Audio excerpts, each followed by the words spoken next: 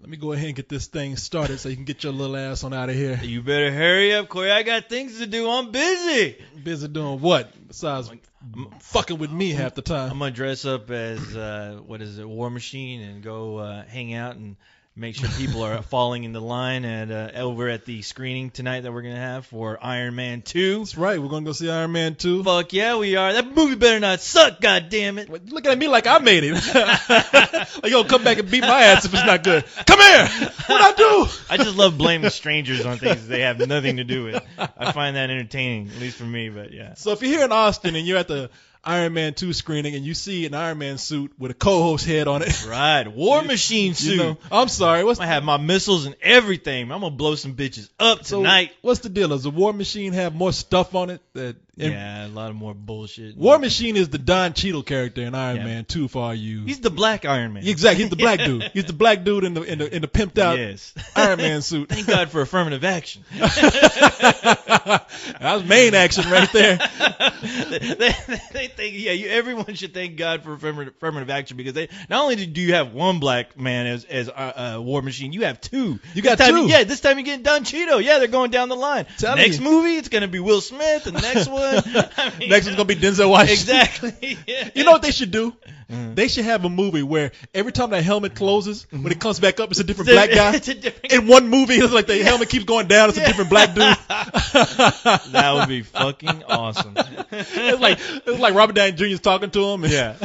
He never notices because all black people look alike to him. Yeah. All right. They should have the helmet come down and comes back up, and it's accidentally a white guy. He's like, hey, wait, huh? Wait a minute. Well, what happened to you? I'm a victim of circumstance. He goes back down. And then you know what? He'll just think it's Michael Jackson. Yeah. Hey, I thought you were dead. And then all of a sudden, you see the suit just fall to the ground, and then the helmet opens up, and it's Gary Coleman. A little pile at the bottom. Hey, what you talking about, Willis? Hey, man. Hey, people, if you hear this little rant in the Iron Man review, don't be surprised. Right. Because I like this. You like this? Yeah, we can use this. This is visual. I like there this. There you go. So if I sneak it in, don't come and say, hey, I heard this on this dude. Yeah, hey, you know. Scratching your head. Wait a minute. Hey. Leon and Cyrus, hey, where's all our material? It's gone. Sorry. Be funny next time. Yes, survival of the comedians here. But man, how you doing? Doing good, man. Well, yeah, I'm lying right now, but I'm doing good now. Now that I'm here, I'm ready to do the show, I'm all pumped. But before the show, I was a fucking mess. And I told you my issue, but I know I was having some problems with Neen. God. Yeah, I'm looking. I want to see Wayne's video, man. Yes, well, we're talking about Wayne. Of course, he's the creator of the Let's Do This video game saga, which what a saga it is. Yes, which will soon come to an end. He's actually working on that right now as we speak. But he made a video for my Wraith review that I did for the DVD review of the Wraith. Well, I'll tell you what I'll do. I know you'll put it up, but I will take the video and embed it in this. Okay, yeah, this do that. podcast here. That'd be fucking awesome. Yes, thank you for doing why that. Why would I not do that? I want to have to slap you around and tell you, hey, put that shit up. No, man. No, I don't want you to go all Iron Man on me. Oh, no. I know, but thanks for doing that. Wayne, thank you so very much for doing that. I'm very honored that you'd spend your time to do something like that. I know you're already busting your ass on that Let's Do This video, but thanks for taking the time out to do that. And is he coming much to appreciated. the Spill.com? Yes, he's trying to. I don't try, do it. God, I actually emailed him. That's a fucking, the thing is, that's a long flight, dude. That's like I think that's like a 24-hour flight. Worth it? It is. Yeah, especially if you want to hang out with us, it's totally worth it. Yeah, but no, he's trying. He's having a issue. Well, he's trying to find a deal. He's actually waiting to see what's up with the deals that you have with the rooms. But I did tell him that a lot of Spill members right now are trying to find people to actually stay with. I told him I may know someone who actually I'm going to email him tonight. Well, let me go ahead and tell people about that, because there's been some new things that came up. Okay. Now, I told people that we would be having tickets on sale last week. Right. Tickets are up on Front Gate Tickets right now. Okay. But we don't have the microsite up. That's going to be up on Friday. They're getting that together, and it's a cool site. You want to see what it looks like? Yes. Okay. Yeah, I'll show you. I'll show you what it looks like. We have our site going up it's what I was told this Friday. Okay. We're working on a video for the rules and the details for the film festival. And we are working on a badge for the front page that will be the link to the micro site. So let me go ahead and pull up this email because I want to show you, man. Yeah. No better time to show you right now when nobody else can see. Yeah. When we're just all audio. Yeah. Sorry, people at home. Screw you. You'll see it on Friday. All right. You'll see soon enough. Yeah. Oh, hold on to your panties. God damn it! Just wait. God damn it! Wait. All right. Let me see if I can bring it up here. Okay. Because I know this guy. While you're doing that, yeah, Wayne definitely he really wants to come, and he was even talking about he was hoping like if we do have time, because I know it's going to be crazy that whole weekend, but he would very much love to have you and me do like a audio commentary for the Let's Do This video games at some point. If you have time. He was like, I know you guys are going to be busy and all, but I think that'd be kind of cool for the fans, but, you know, I understand How if you can't. Dare he? Does he not know how valuable my time is? I told him, I was like, you better watch out, man. Corey, he's busy. He's busy doing nothing. He has a lot of monkey business going on. Hey, that's racist. You know, I felt there's a part. Last week I was with those guys from the Madness Hour, and we were talking about Tracy Morgan, and there's a part where I was like, you know, I don't even want to say this, but I feel like Tracy Morgan is like being like Kevin Smith's monkey, and I'm already apologizing for that. And I'm like, I like how you apologized, and you went ahead and said it anyway. Yeah. I was like, hey, you can use that term. That's people who are monkeying around. That's a term that you can use. It's not my fault. No, it didn't. I'd like to apologize for ahead of time for saying coon. Yeah. That's very different. A coon and monkey are two different things for it. Could have been worse. You could have put a porch on there. But no, I mean we talked. And I was like, no, we said it here where we thought Tracy Morgan was being fucking. He's monkey. Yeah, just doing the stupidest things, you know, without him going. I think Tracy Morgan does that for anybody. Yeah, that's true. I mean, you want to see this? Hey, I've been people's monkey. All right, let me see. So we don't have everything on there. Oh, that's not the one with the latest image though. Well, whatever that is, that's pretty damn cool. Yeah, let me see if I can find the one with the latest. Okay, I think this. So you have be like No, that's not it either. That's not it. Goddamn it. Well, but you get the idea. I like what I this see. Is. Yeah, it's pretty damn cool. Yeah, there's a guy named Sean up in New York who put this together. I love the space background. And that's going to be the badge for the. Oh, yeah, I was going to ask you about if people are going to be like. If people are going to be issued badges for this thing. Yeah. That's a pretty cool fucking badge, though. Yeah, it is. It's gonna be nice. It's gonna be very nice. And a little souvenir for the kids when they take off. So let me go ahead and explain what's going to happen here. Yeah, tell me what's happening. I don't even know. You're like, I'm confused. So what's going to happen here for the festival? And I want to give some details because I want to let people know about hotels and everything. Mm-hmm. So for the festival itself, we have a microsite going up on Friday with a badge on the front page, hopefully, that will take people to how it will tell them about the festival, tell them about, Spill.com, tell them about the film festival, tell them about all the people coming in so far, and also give details on hotels and, of course, what about tickets. Right. Now, in addition to that, we'll have a video coming out very soon about the film festival, and hopefully soon after that, we'll have a video about Spill.com. Right now, I'm just concerned about getting the page up so that people can go to that. Right. And as far as the film festival goes, I finally have some information for people who want to submit films. Now, this will be on the microsite on Friday, but I'm going to go ahead and get this information out right now. Tell it on the mountain, Corey. So we finally have a place for you to send your films for those people who are working on them and who want to start working on their films for the Spill.com Film Festival.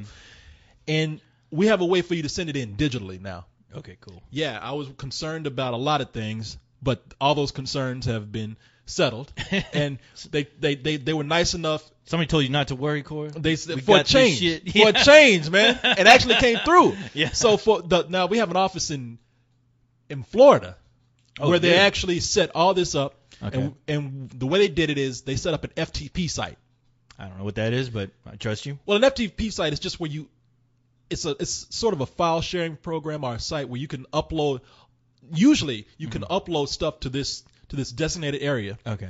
And there's folders where you can drop all your stuff into. Oh, okay. Yeah. Okay. I know what you're talking about. Now, what I was concerned about is because I thought about this before, and I thought like, oh man, you can't do that because people are going to go in there and they're going to mess with other people's files. and they arranged it to where you can only submit.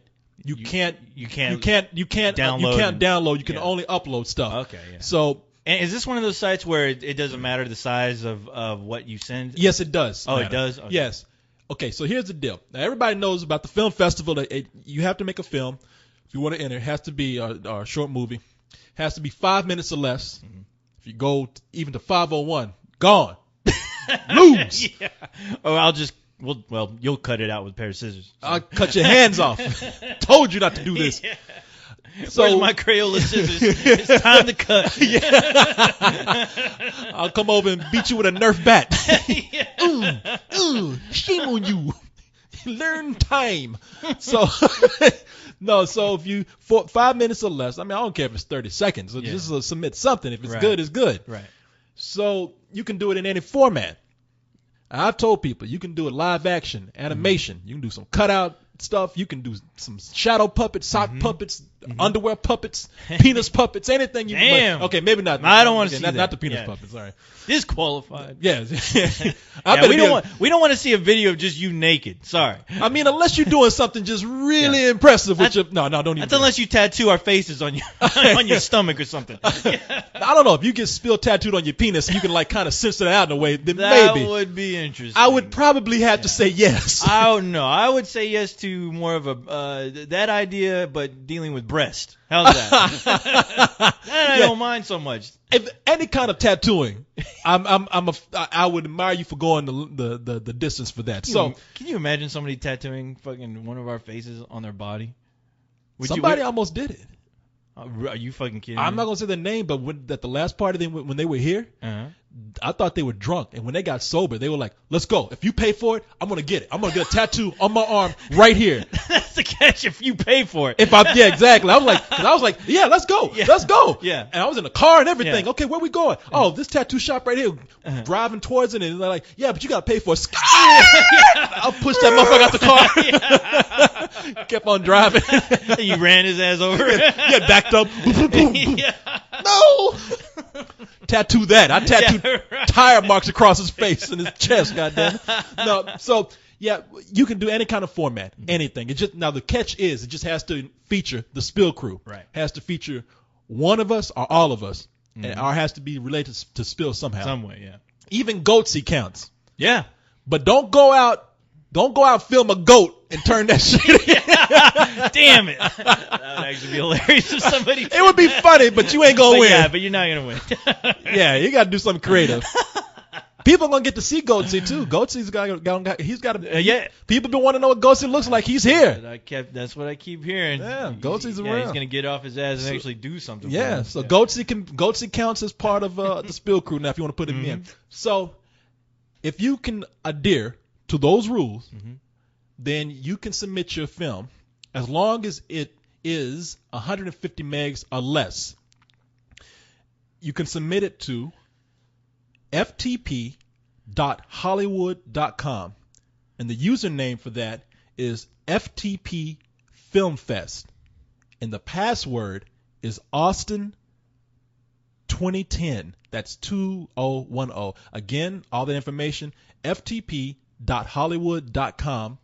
The username, FTP Film Fest, and the password is Austin 2010. The password is case sensitive, so it is capital A, all lowercase, and then 2010. Remember that. The A is capitalized. It's case sensitive, so remember that. You know what you need to do when we're done with the show? I'll put it up on. Put it up on. I ain't gonna remember that shit. Yeah, no. I'll put it up. KFC 210. Wait a minute. You making like a science fiction chicken movie. KFC 2520. Chicken from the future. The year we made contact with Spill. But man, that is the rules right there. Now, if you happen to have a file that is bigger than 150 megs, don't worry, because that's what the PO box is for.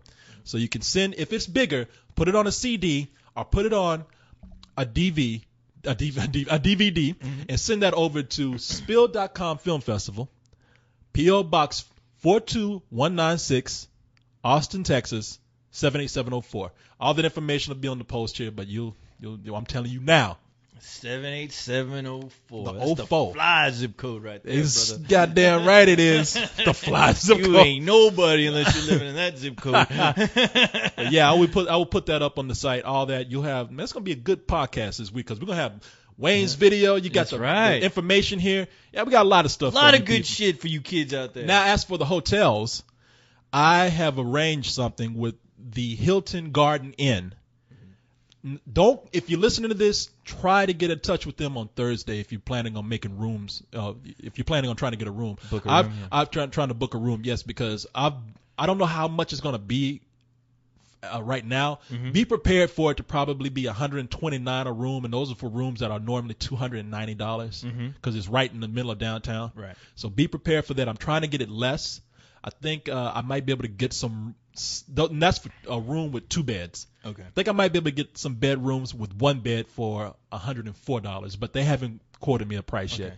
So But will you know by Thursday? I think I will know by Thursday. They're supposed to be getting in touch with me today. Today? Okay. Yeah, it was supposed to be a 24-hour process where they're going to tell me what I need to know, and I haven't heard anything yet. Right. So maybe if you get that info, you can throw that up on the page. Yeah, I'm going to try and do that. Try to get that info for everybody. Because I know people are like desperately trying to find like a place to stay. But I mean, yeah, if it's at that price, if people pitch in, at least get together with other Spill members, they can knock down that price like crazy. And that's what we're having it for. And I know some people come and they don't mind sharing a bed, so that's why I'm trying to get the single bed. If you want that option, I will also put up some hotels that are nearby. We might have something going with the Sheraton, but the Hilton Garden Inn is what I have something for. We might. Well, no, I'll just go ahead and put up hotels that are nearby. They'll be a little further away. Right. You could probably still walk or catch a very short ride if you need to. I think some members have already booked rooms at like the Super 8. I think they have. Yeah, because last year. So I mean But that's far away. I'm trying to get people a room where they can just walk to everything. Okay. Because it's going to be a weekend long affair. We got an opening party on Friday night. We got the film festival on Saturday. We got a party on Saturday night. And on Sunday, I'm about to go meet somebody tonight to get everything arranged for our Sunday closing party. Okay. So, so a lot of good stuff happening, people. I would go into detail about what's going on with God damn it, I can't get it. With the con, but that site will be up Friday. You'll be able to get all the information. Okay, cool. You know by now what's happening. All right. So with that said, yeah. Oh, that's what I was going to put up. Some nearby hotels in, I think, a hostel that people can go to. Yeah, that's not very close, but it's cheap. Yeah, I think there's a hostel near someplace called High Austin.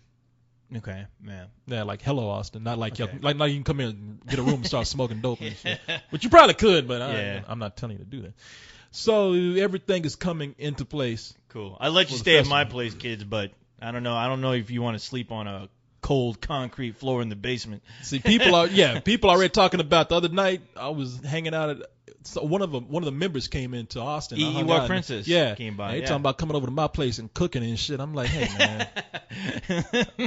y'all ain't gonna find me after a while. No, I'm gonna disappear. Good luck on lighting that pilot light because that shit ain't working. Oh yeah, I tried to cook on that thing. I almost killed myself. Yeah, I told him tried to cook some rock.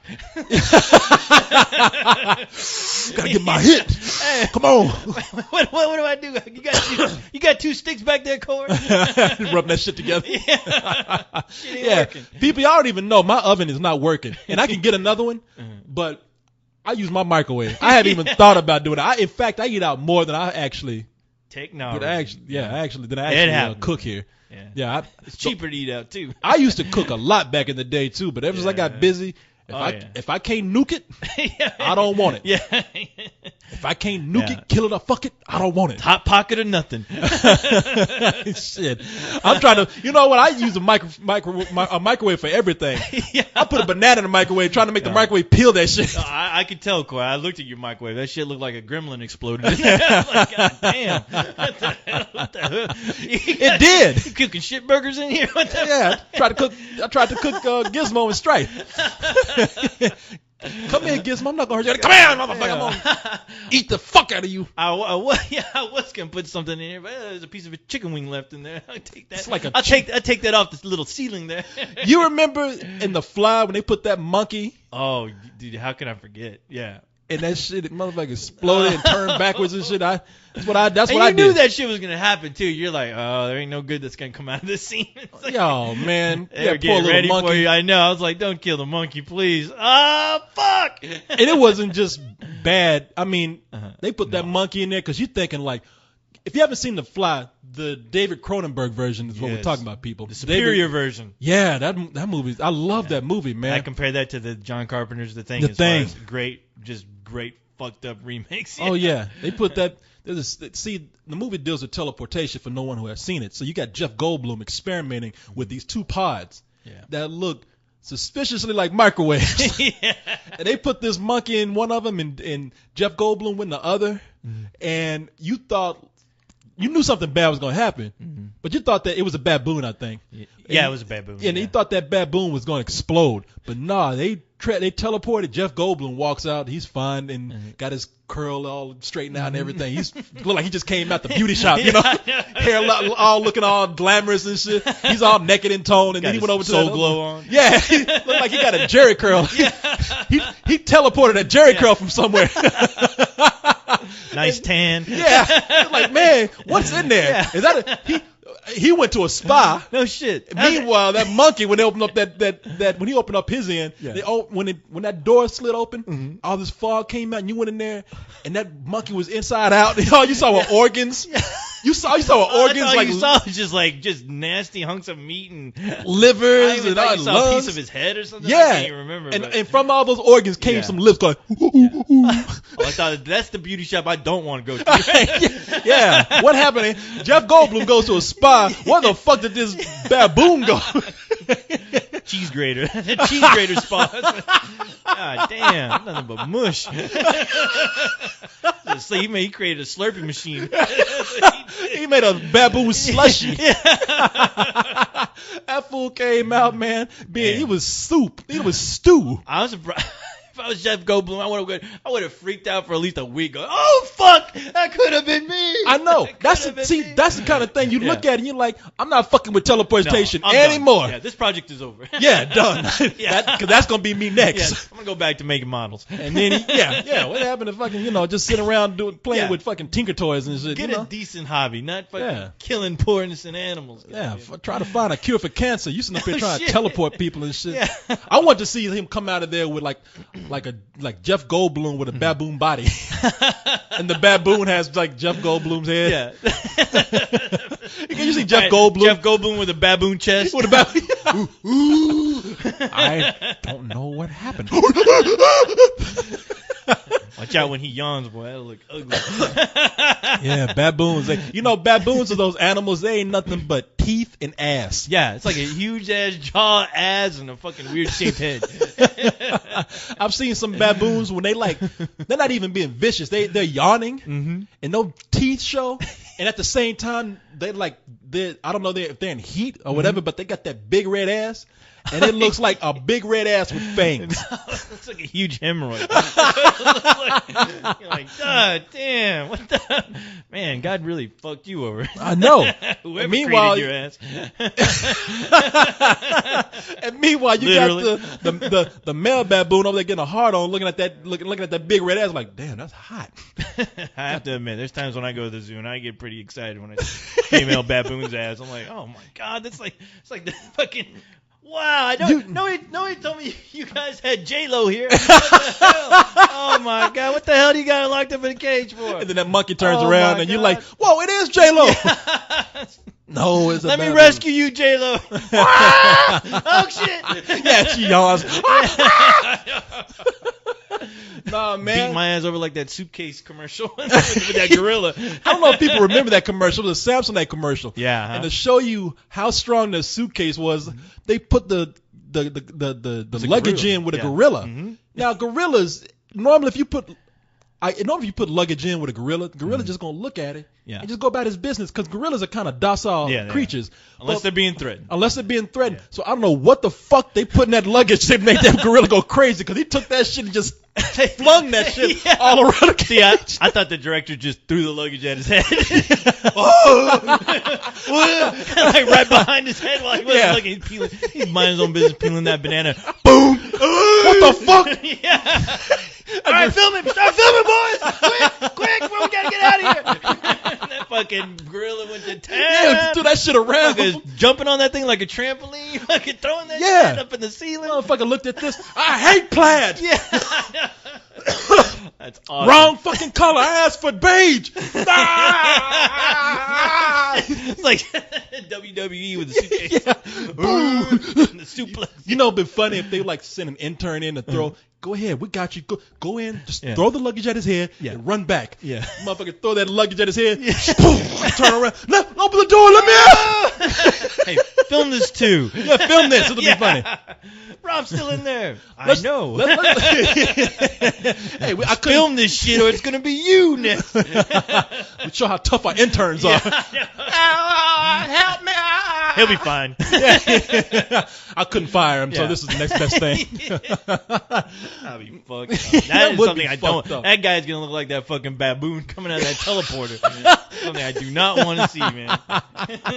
Yeah, man. Like we said, it's the chimpanzees you gotta look out for, not the gorillas, because that kid fell in that gorilla cage and that gorilla kind of picked it up and was like, oh, it's a kid. I'm gonna take care of this. I'd been a chimp cage. Shit, that would have been the real Samsonite commercial right there. Because if you notice a gorilla, he took that Samsonite bag and just kind of chunked it around and bounced on it. Oh, yeah. Had that been a chimp, that shit, Samsonite wouldn't have lasted with that. No, he would have eaten that shit. Yeah, you could have apart. Yeah. Shit, that luggage could have been made of steel. No, man, that chimp would have bit through that shit. that suitcase come back to you looking like Freddy Krueger. It's like we just threw a suitcase in. Where did this blood come from? How does blood and flesh? What the fuck? Yeah, I don't know, but that fucking chip made it possible. Don't ask me. I don't know. He did it. I ain't gonna study that shit. We threw some luggage in there. He killed a woman. I don't know how this shit happened. Yeah. All I can think is why aren't these fucking chimps in the fucking military already, huh? I know. How come they're not like fucking bioweapon? Because they would turn on us. Yeah, they would. It's like we said last time, and be like Terminator with chimpanzees. Yeah, that shit. Those chimpanzees would swarm out of that fucking boat, and only to come right back and kill us all. Yeah. We give them suits. We're like, look, we gave them mechanized suits to go out and fight the enemy. Those motherfuckers would do an about face and shoot us and mow us down. We're your masters now. I'm just picturing fucking chimps in those suits in like Normandy Beach. Except that shit would be Lake Travis on Austin. Yeah. Here in Austin, Texas, they coming up on the river. Yeah. Put those motherfuckers on the border. Shit. There wouldn't be no border. It'd all be mixed up. They go after everybody. Mexicans, Americans, everybody. We're going to get a wave of shit being thrown at us first before we get torn apart. That's how you know. When you turn around, you get hit in the face with shit, your life is done. You're not even going to be able to see it happen. No. Yeah. At least they're humane. What does death smell like? Monkey shit. Yeah. Try it. Monkey. I love the smell of monkey shit in the morning. It smells like victory. Man, you know what we got to talk about today? What are we going to talk about? We got some stuff that more we can craziness. talk about. Yeah, we always crazy. We actually have pretty damn good agenda for today's show. If I do say so myself. And I do. Did you delete it all, Corey? Oh, no. Did I take it off? Oh, shit. Oh, man, don't tell me. If you did, don't worry. I got some of the links. Oh, wait a minute. No, I got you. There it is. I thought I lost everything. Shit, we put all that work in the research. Don't be saving that shit on Ning. That shit don't work. Let's see what we got here. We're going to be talking about some interesting casting for a superhero film. Yep. Surprise, surprise. Mm-hmm. We were going to talk last week about a book that was coming out, or has come out. It came out May 3rd, I believe. Yes, a book that features an actor who they say is a pain in the ass, which kind of makes us confused because right. There's a certain actor that we know who got a lot of shit for being a prick, but this guy takes the fucking cake. Yeah, and gets a pass. Yeah, he does. And then we're going to talk a very little bit, because honestly, I know of this person, but not much about them. But we have someone who deceased. I always like to give a little respect to people who pass. Do our best by not making any jokes. Do that which it always happens, but I'm sure the people who pass would appreciate it. They have a sense of humor. They're listening right now. We have somebody who's quitting music for movies. That could be Again. That could be an awful thing. That, and that could be anybody too. It has, yeah. Oh, and we have a real life superhero. Yes, superhero who stopped hero. a crime. Yeah, stopping crime during Comic Book Day. Comic Book Day. Yeah, International Comic Book Day. So we're gonna talk about that probably a little bit more. Yeah. And since you have to get going pretty soon. Yeah. I leave at 6. So. And I'm gonna tell you something, man. We're gonna have to probably keep these around this length of time for a little while because things are going crazy right now. Yeah, you could tell me about it. Too much shit happening, man. I don't have time to take a shit, Corey. I know. I don't have time to drink. That's I'm wearing a fucking atrocity. I'm wearing a diaper right now because I have I know. no time to go to the bathroom. No time to get up. And God knows we got plenty of shit to talk about because there's plenty of crazy shit going on in the world. I mean, you flip on the news right now. We can go into the oil rig thing, but we all know that fucking nightmare. All that kind ecological nightmare that's about to fucking consume us all. Yeah, we'll talk about. Since you brought that up, we'll talk about that in a little bit, just briefly though. Just briefly, that and the insanity. They caught the guy who was trying to fucking blow up Times Square. His miserable failed attempt at doing so. Yeah, you have to tell me about that because I know who they. I know very little. I don't know. I don't know the guy's name. It was making major news. Yeah, I saw the story today, so I didn't. I was fucking trying to do a billion fucking things before getting ready to do the show. Well, we'll talk about that, some world stuff, and we'll just. We can talk about that later because that's gonna be on the fucking news like crazy. That's gonna fucking give people something to worry about for the next. So you know how you know the drill here, people. We say we're gonna talk about something, we get sidetracked. Yeah. You never know in the bullshit train when that track will switch. God damn, you takes another route. Shit derails and fucking crashes and bullshit flies all over the place. You think you're going to bullshit city here, but you're going to bullshit city there, and like, man, I didn't sign up for this. Too bad you on the bullshit train. I'm drowning in bullshit. You on a train and up in a boat somehow. How the fuck I get on this inner tube here? Bad enough I got drowned in my bullshit. So people, we told everyone else's bullshit. I know, bring you down with me. We'll try to keep this show lighthearted. Yeah, we will. We'll try to. We'll do our best. We'll try to stay straight and keep it lighthearted. We're not gonna scream the sky is falling, even though it is. All right, man. Falling too. Told people about the festival, the convention. We told people what's happening. Talking about killing monkeys and monkeys killing us. And goddamn right. Destroying luggage and everything, That's man. Right. Are you ready to get on this bullet train of bullshit? I'm on already. You better catch up with me. I'm ready. You ready? You're ready. Oh, look at this dude running up here trying to get. He's trying to run up to the caboose. Look at him. Come on, man. Checking his pockets for his goddamn ticket. He ain't got no hands to do that. Somebody help him out. Corey, help him out. You know what? Last week he played so hard you couldn't even hear it. Yeah. He was playing air guitar. You're always fucking up, Goatsy. You forgot to fucking turn on your goddamn amp. You're fucking up the show. God damn get on this train and play that shit. All right, he's got his ticket. He's ready. You ready? I'm ready. Let's do this! Oh, I can hear it now. Oh, goddamn, boy. He amped it up a little bit to make up for last week. At the amp that's 11. He has it? Oh, shit, he even took the knob off trying to get up to 13. Look at him.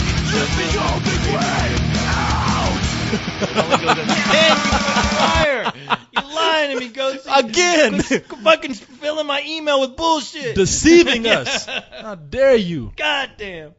Oh, man. Woo. So, all right. I'm glad to know that New York is still around. Yes. That's the only thing I don't like about having to go to work in New York occasionally because for a while our office was located right smack dab in the middle of Times Square. Yeah, that's right. You know where people, if you can see, sometimes when you're watching, I think like Dateline or you just watch the news, they always have that one particular shot. If you watch it at night and it's taking place in Times Square, you see like the Eminem shot, a big ass giant Eminem. Mm-hmm. The office was right across the street from that for a little while. There. We moved, and I'm so happy because they just got through trying to blow up Times Square. But New York ain't safe. I mean, these fucking terrorists have a hard on for New York so bad, man. It's that's the heart of America. At least that's what I think. I think that's what they think. Yeah. I think they think if you blow up New York, you blow up the rest of America's just gonna go. Yeah, it's that one pressure point that you want to hit. Yeah. The fuck, man. It's gonna have a ripple effect. But yeah, now how close were you guys to the MTV studios there? Because I know when they used to do that bullshit show, Total Request Live, TRL. Yeah, they always had that shot. It looked like Times Square with that big ass window. Yeah, we were 2 blocks down from that. 2 blocks. Okay. Passed it all the time. I was sometimes I even went in there. It's located in the Viacom building. Oh, you went in? Yeah, because I was having lunch with a friend that was there, Yeah. so I've gone there a couple of times, Yeah. but passed it all the time, and it's like it's not that big a deal. But you see the window where they did TRL Yeah. from, and Yeah. I wished it was going on at the time because I would have threw rocks at that shit. I used to hate that show, man. I know. Carson Daly. I'd always see that shit, and I'm like, oh God, what's wrong with all these idiots Yeah. hanging out here? So you took away all the cool videos just to have these dumbasses come on and request the bad ones. Yeah, no shit. Yeah, they'd play all the fucking worst Jesus videos. Christ. You're right, man. I'd love for those motherfuckers to be pressed up against that window, throw a rock, boom, see people coming down. I would have been the Yeah. terrorist. I would have threw Yeah, a you brick and a half at that shit. Take me. I would have threw a brick at that shit and just threw my hands up like I surrender. It had to be done though. Corey, I can see you throwing that brick. That shit fucking shatterproof. And bounce back in on the head. Boom. You're not the first one to try that, buddy. And the police don't even arrest me. They just Nah, laugh. I'm like, I don't blame you. Happens every day, you I'm fucking used to idiot. that shit. But Man. so there was this another attempted terrorist attack Yeah. on Times Square this time. Mm-hmm. And they thought, now, if I'm correct, they thought it was a white guy that had done it before because they got somebody on tape. This guy was near this van. Uh-huh. That was the van and suspect. And Mhm. the guy was taking his shirt off and all this kind of shit. And they thought, like, suspicious. Right. And they brought him in. Mm-hmm. And they caught him. They caught they caught him, Yeah, yeah. they caught him. See, that part I didn't know. If I'm correct, I might Yeah. be wrong. So people, yeah. if you're correcting me, I'm going by what I understand. I remember Yeah. seeing the video Mhm. and thinking, oh, what is this? Another one of those another Malicious? Jihad Jane type thing, Oh, okay. where they had somebody who you did not suspect Right. to be a militant Muslim or Muslim fundamentalist, Yeah. Well, when you tell- extremist and terrorist. Yeah, when you tell me he was like a white guy, possibly, the first thing I would think is maybe it's one of these like militias that have been. Militias. Oh, yeah, that yeah. have been like making the forefront in the news as far Yeah, and I as, thought I kind of stockpiling thought that too. weapons and just trying to disrupt, or just create chaos, for Yeah. the government right now. Somebody said, now this is this is to show you how people are ignorant on racism. When I say ignorant, I don't even mean in a mean way. Mm-hmm. We were talking about white supremacist groups and militia groups and Mm-hmm. extremist groups, and somebody said white supremacist groups. Those are wait a minute, you mean those are still around? Oh, It's like, are you crazy? More than ever now, since Yeah. Obama. I mean, Yeah. but when Obama was about to when he was elected, Mhm. there was a white supremacist terrorist plot to go into a group of supporters Uh-huh. with, I think, axes or machetes or something. Machetes? Yeah, Wow, and just no- go in and just machetes, no cutting shit. people. Yeah, there was damn. all kind of crazy shit happening. They watching Hotel Rwanda? Rwanda, yeah, the white version of it. They're like, hey, we learned nothing else from these Yeah. niggers, just how to use a machete. You're gonna no, they wouldn't last 2 seconds with machete. No, and they didn't even get there. They didn't Yeah. even, they know police was just kind of like, yeah, what the fuck are y'all thinking? Yeah. they couldn't afford the gas. But it's crazy, man, because some people that were against the government were like kind of militia groups Yeah. and hated certain things about the government, but never said it when it was under Bush's administration. Right. They are now active this time. Yeah. Now that Obama's in, Of course.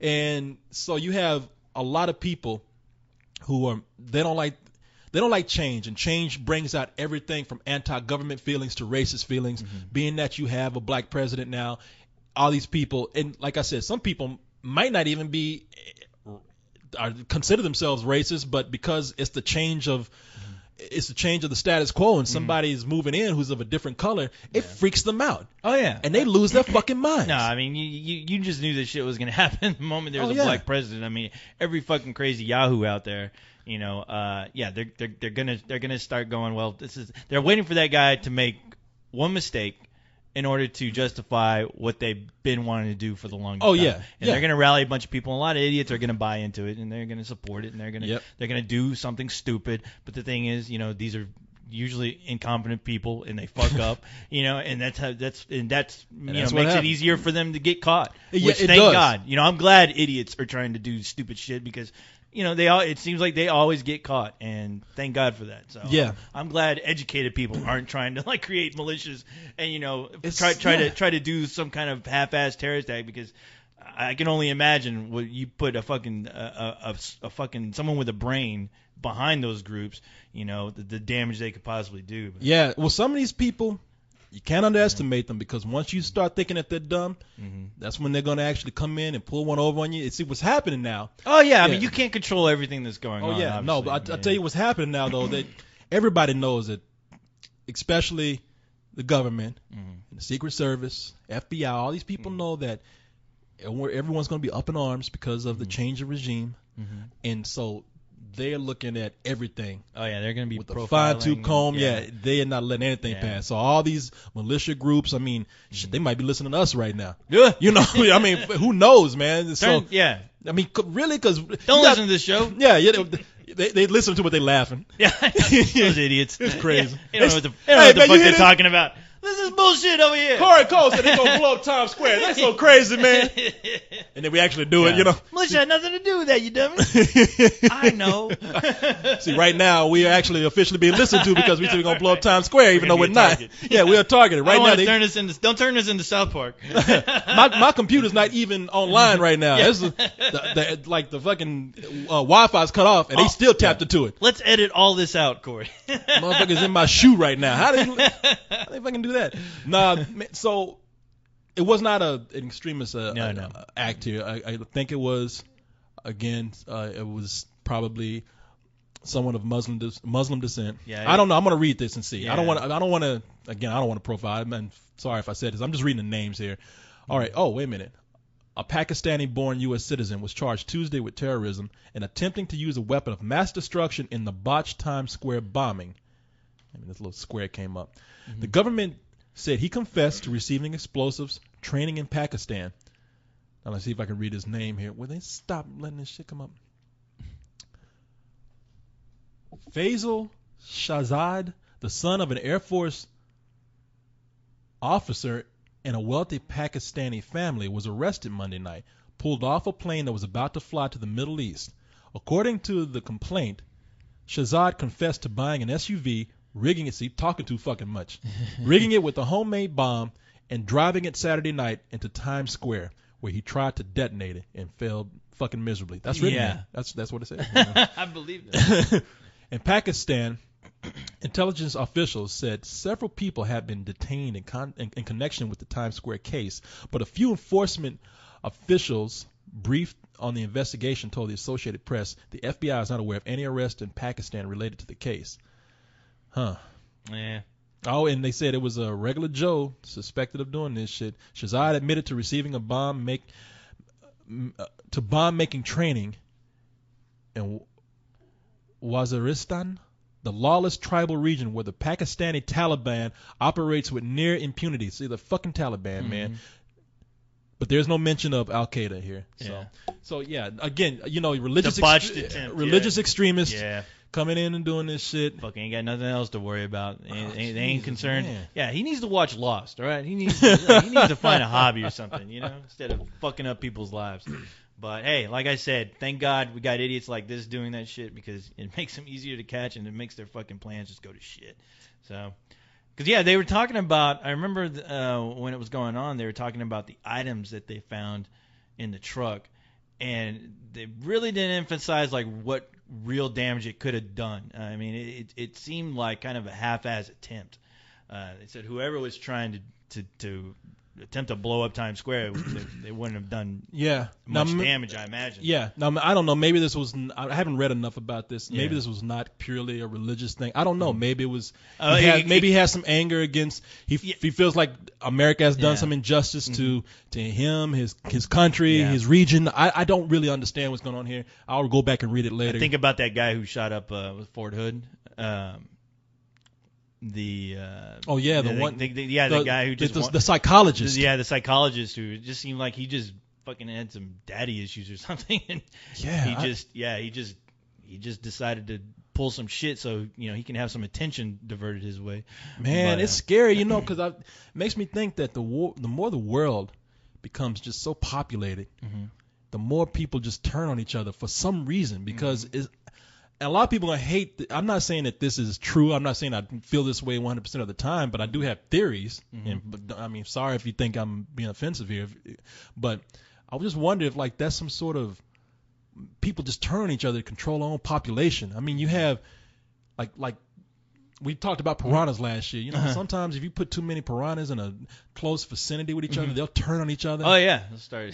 Yeah, there's some animals where if you put too many of them in an area Enclosed, yeah, and resources are low, or are they just like chickens in a slaughterhouse? I mean, sometimes they'll just be so packed in, they start pecking each other. Yeah, they'll to go death. crazy and it'll become like survival of the fittest. Yeah, and sometimes I wonder if the world's becoming so populated that we're just going crazy and just killing each other, man. I don't. Yeah, I mean. I don't have the answer to that question. I mean, who does? I'm just saying. Yeah, you know, it's just but no, it just seems like a lot of people. I mean, with a lot of these incidents going on, I always think there's always copycats too. When people just decide to go crazy and fucking shoot up a lot of people, of course they're gonna receive all the attention, because of the whole terrorist thing going on right now. People are gonna assume maybe it was a terrorist act, so it makes that news even a lot bigger than it actually is. Where it's just a case of a guy just flipping out, wanting attention. And if somebody sees that, they're like, okay, I want to be known. I want my fucking name in the paper, and I'm willing to die for it, to get that type of attention. And it's fucking sad and it's embarrassing. But in this day and age, there's people who are having all kinds of problems. People who seem like normal law-abiding citizens are fucking going in churches and shooting up places because they're losing a job, or they feel like the IRS is fucking them over. So what do they decide to do? I'm gonna jump up in a plane and fucking ram my plane into a IRS building. So you just never know, man. You don't know what it's gonna take, for somebody to snap, and it's hard to try to, it's hard to see the symptoms or just trying to figure out what's going to make every one of us snap and do something stupid. You can't really you really can't pinpoint it. I'm just saying, man. It's just, I mean, I know, and throughout time, I mean, there's been all kind of atrocities. So I just I know people have always been crazy, saying the membrane and all that kind of shit. I know people have always been nuts. I just wonder sometimes, with the world becoming with so many people. That's true. I mean, no. The thing is, the first thing I thought about when I heard about the whole Times Square thing is that I thought, well, maybe this is somebody pissed off about that oil rig, exploding and fucking, just now it's like. No, if somebody's doing a bomb, it's either like a lot of times these days it's a terrorist attack, and usually it seems to be related to some sort of Middle Eastern person who's doing it. And I think that a lot of times we don't see the militia groups doing it because, well, they're domestic, and then probably we can keep a better eye on them. I mean, I just thought that, watching that, I was like, I wouldn't be surprised if, this is if it's an eco-terrorist doing this, just pissed off about the oil rig and, what they're doing. Yeah, what they're doing as far as drilling into the ocean. The funny thing is that Obama was about to give the okay, to do more drilling. And with this incident happening, of course, that's not happening now. Yeah. So they're trying to figure out exactly how it happened, which it could have been somebody just not paying attention to what they're fucking doing. And environmentalists, they're usually the kind of people who they want to help instead of like destroy things. So, yeah, some of them do. Yeah, some of them take it to an extreme. You don't know. I mean, people. When's the last? See, that's the thing. What's the last environmental terrorist that you've heard of, though? Shit. Besides BP. Besides the one in what was it? Besides the one that spilled oil all over near Alabama. Oh man, I don't know, but I'm sure I'm sure they're out there. But I'm sure what they're doing isn't as big as blowing. But I mean, that's all I thought. I was like, well, maybe this is the big one. Maybe they're trying to maybe this whole Times Square incident is going to be the big one. But I was just assuming. I didn't know. All I know is that guy took his shirt off. Like I said, if I'm right, and that it was just a dude who just happened to be nearby. Yeah. I just imagine that guy at home, like getting ready to take his shirt off, and he sees himself on TV. And he's like, "Fuck, I didn't do anything." Right. Well, I mean, like I said, people are doing all kinds of crazy things for what they believe to be the right reason, like that guy who flew his plane into that building because he just hated the government and the IRS. Didn't make any goddamn sense. He wrote a whole letter about it too, explaining, and that fool wrote a novel. Explaining his cause, and some people kind of sympathize with that letter, believe it or not. Oh no, I do. Again, in this extremist atmosphere that we have right now with some people who are really against the government, they sat up there and said, yeah, IRS connected with the government, taking my money. I hate the government right now. Sure, that guy had a right to do that. And it's what fucking sense? Yeah, what am I trying to rationalize? Yeah. They ain't gonna drive me crazy. I'll be flying my plane and shit trying to rationalize what that guy's doing. Well, you do a lot of stupid things when you're, when you're dealing with your emotions. When people get emotional, that's when stupid shit happens. Oh yeah, like people fighting for religion, fighting for their religious cause, what they believe to be right, and if you're gonna contest them, they'll fucking blow you up because of that. Yeah, they tried. A lot of sensitive people out there in the world. Killed one cartoonist, some Dutch dude, and they're trying to kill another. Oh yeah. And for drawing Allah, just for simply drawing Allah. I don't like. It's crazy living in the day and age that we are.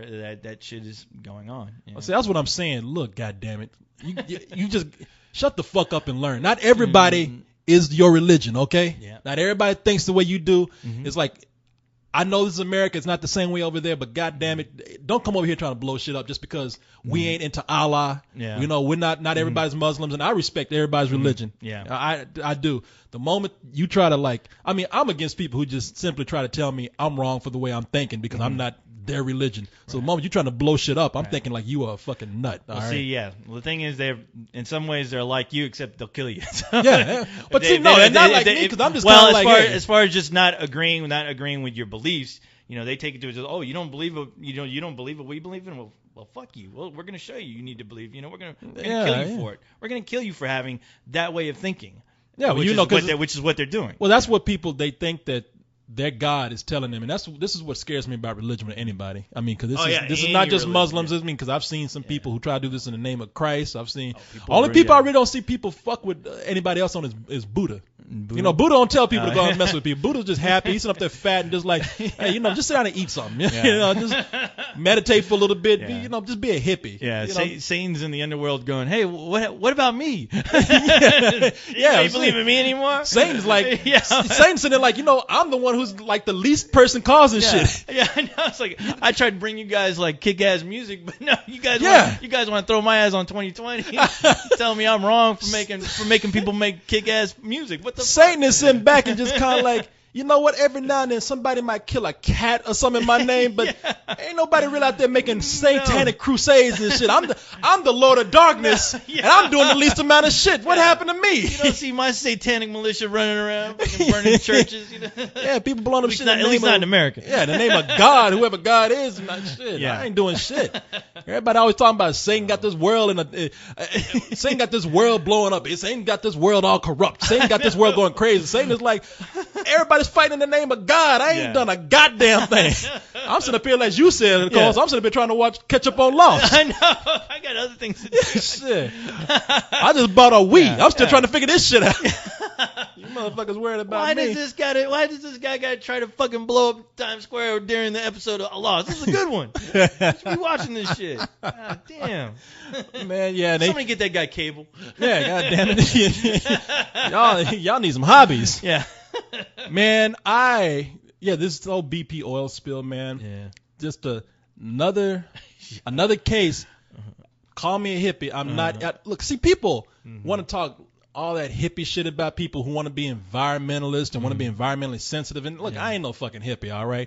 I don't even like hippies. Don't like hipsters. Don't like hippies. I don't have you on trial court. I believe. I'm just letting you know. I'm letting you know. And now when I say I don't like, I mean I'm just making a blatant statement. I don't. It's not like that. It's not like I meet every hipster. In fact, I got a lot of hipster and hippie friends. So what am I talking about? Yeah, you do. I know. I know. Take that. Don't. Take that headband off. What you got them skinny jeans on for, Cole? Hey, you don't even have legs. I like my skinny jeans. Look good. Chicks actually look at me. Yeah, you roll into the bar with the head and legs. you floating to the bar with just like an empty pair of jeans below you. You only knew how many chicks run up to me and go, "Hey, are you in a band?" You don't get no skinnier than his jeans because there ain't no legs in them. But man, I really hate when people take this whole attitude of like, oh, you fucking dirty environmentalists, you don't get. It's like, man, things just make sense. Yeah. Okay. Yeah. Oil's gonna run out. Mm-hmm. Oil, as we see, is very destructive. Yeah. It's running out right now as we speak. As we speak, this whole thing about clean coal don't exist. Ain't no fucking clean coal technology. I'm telling you, people don't buy into that shit. I won't even go into it right now. Why? But the technology to make clean coal is pretty much non-existent. Okay, look it up if you don't believe me. I will. But I need to look that up. Yeah, no, seriously, look it up. I mean, and which makes me think like, okay, we really need to concentrate on other forms of energy. I mean, maybe not as a complete replacement for what we have now, but just as a viable resource to kind of help us until the technology improves, help us wean ourselves off of that. I mean, even with nuclear energy, now this is where I'm not clear. Maybe people can explain it to me. Nuclear energy, yes, they say it's clean, but how clean is it when it produces waste? Waste that you have to bury somewhere, waste that does not dissipate until after the radioactivity does not end until after how many years? Like I think over 100. Yeah, you got me. I wouldn't even know how that works. I mean, trying to use that to power cars. Well, no, or just power. What, nuclear energy? Yeah. No, nuclear energy is used to power plants. Right. So you have nuclear power plants which provide our electricity for our homes, buildings, whatever. And so what we're seeing here is that everybody's arguing for nuclear energy because they say it's clean. Doesn't really. But you're not talking about as far as like our as far as what. When we say clean, it doesn't cause any real emissions. Doesn't cause any smog or anything. But if there's a nuclear meltdown, or unless that's the most extreme thing. Oh no, yeah. But even at the which safest end, it's happened. Yeah. We have to bury the nuclear waste, nuclear rods. I mean, we have that stuff has to be taken care of and put away. And the radiation does not go away for years. It is dangerous, and we keep having to find landfills for it. So, I mean, now, if somebody can explain to me how nuclear energy is clean and safe, I mean, and let's take in mind the nuclear waste part. Tell me how that works. I'll listen to that. I'm trying to figure out, like, I thought you were talking about like some way to use that as a fuel source for like automobiles or something. But I'm like, whatever happened to the whole? I know.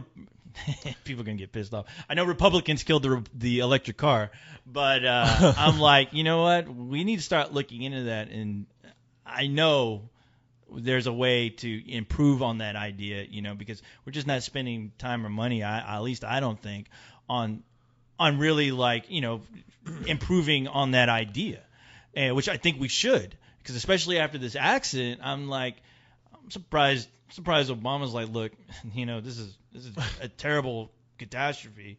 So, well, what's happening more? We need to really be serious right now about finding an alternative to as far as just our oil crisis, and finding a better, smarter way, to make for us to stop killing our planet, number one, but to make to make our lives easier by looking getting more involved in the technology as far as like electric cars and what we can do to improve that idea. So even electric cars, because oil's gonna we're destroying our resources, and they're gonna be gone in no time. Well, even electric cars, I mean, they will reduce emissions from cars, but even then, if we're using coal or nuclear energy from a power plant, even then electric cars are contributing to that, which if we could find another viable source of energy like wind and solar.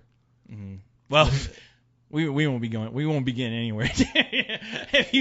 I think solar energy. I think nothing's really sold me on the whole solar energy thing just yet. Solar energy, I mean, the technology could be developed for that. I mean, we have solar panels. We could actually for home use that would make sense. We could store, probably, if the technology was there. I mean, with wind energy and solar energy, I'm sure we could take the technology to where we could create fuel cells that would be fueled by the solar energy. Because a lot of people here's the dumbest thing that people say. They say, well, dumbass, what if the sun goes down? It's like, Jesus Christ, man, it stores energy.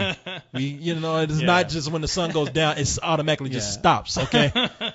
So See, with my logic into thinking about the whole solar energy thing, I think about those fucking lights that you can buy at the store that you just plant in your yard, and it collects the solar energy.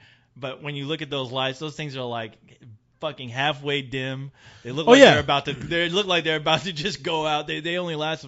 They look like they only last about good 30 minutes before they're about to. Well, that's just completely just. That's the thing. I'm not saying that we should use solar energy. But I think we have an idea there. There's an idea to work with there, which is what I'm talking about as far as the electric car. Yeah, I know there's a lot of pros and cons, but I don't think anyone's really like putting time and effort to really concentrate on evolving that type of technology, which they should. Exactly. They really should. They fucking need to at this point. I mean, they need to. That's what I'm saying. And that's the other thing. Like people laugh, similar to what you were like making fun of just then. It's like, well, solar energy can only it can only power so much. For right now, for right now. But we have infinite knowledge to ever expand on technologies.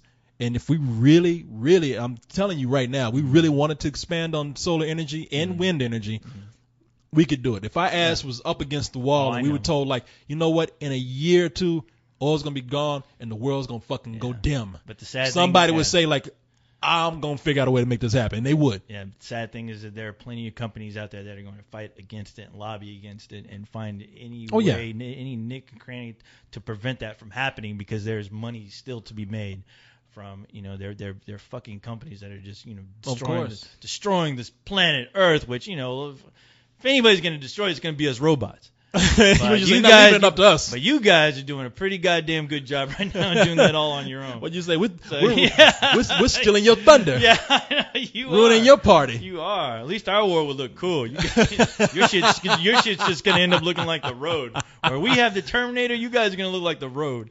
So, that's all I thought about. I'm gonna be that naked black dude in the road walking down the street. That's gonna be me taking your clothes away.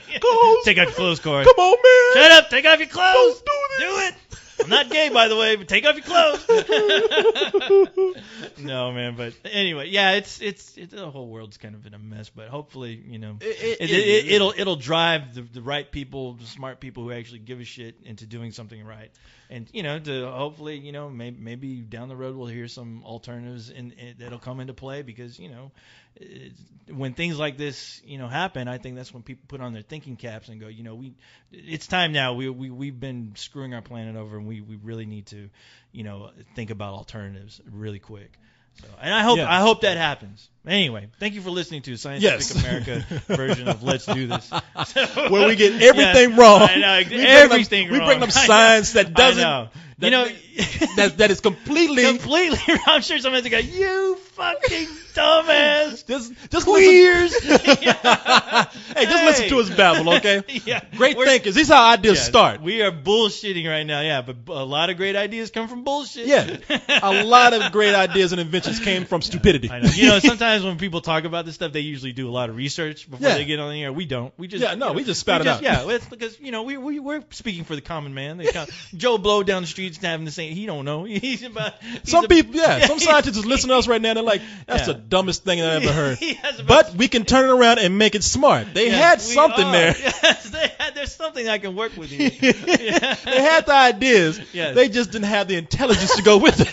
I'm gonna edit this down. I need to transcript this thing. If we take the dumbassery out of these concepts, we got something. So, hey, man. How about let's just save everyone grief and cut that whole part out? Yeah, we just edit that whole thing. I don't care. I love how people come in like, wrong. You dummies. I know. It's not the Republicans' fault. Everybody's fault. It's not. It's people. It's people's fault. No, you guys. Hey, man. Are we talking about the Republicans and everybody else? We got real villains out there. Oh, fuck yeah. Like the Red Skull. The Red Skull. That's right. They finally He's cast right there the with guy. Hitler. I know. Better than Hitler. With Hitler. Yes. Actually. The Red Skull, for people who don't know, that's the arch villain. That's the villain that's associated with Captain America. Batman has a Joker. Captain America has Red Skull. The Red Skull. Mm-hmm. And the Red Skull, I think he started out as the Red Skull he's a Nazi who has a skull for a face. I mean, it's red. He has these grotesque features that make his face appear skull-like. Do you know his origin, Corey? That's what I was going to ask you because No, I don't. Okay, I don't either. I think he was like some aide to the Third Reich or something, and he wore a mask to intimidate people. And later on, it was, I think they either changed it or it was revealed that it was his real face. I think I do think it was a mask before, and later he came in contact. I know some people are going to correct us on this, so please fill in the blanks. Yeah, do that. But I think he started out wearing a mask. He came into contact with a chemical that actually did change his face into this grotesque skull, and he fought Captain America back in World War II. Because that's Captain America's origin, Steve Rogers. And that's all I know. See, Captain America fought Red Skull, against the Nazis. Or you're fighting with Bucky. And they were fighting. Both of those guys are beating up on Nazis and the Red Skull, and every once in a while Hitler would get punched in the face. At least that's what I saw on the cover. Mustache pop right honestly, the fuck off. I've never read a Captain America comic book to save my life, to be honest. So, I've read an Ultimate Avengers, but that's about it. So Yeah, that's about I haven't really read Captain America that much either. I've maybe read one or two comics. Never was into Captain America really. Me neither. I hated his suit. I did this thing where sometimes because I have a couple of encyclopedias or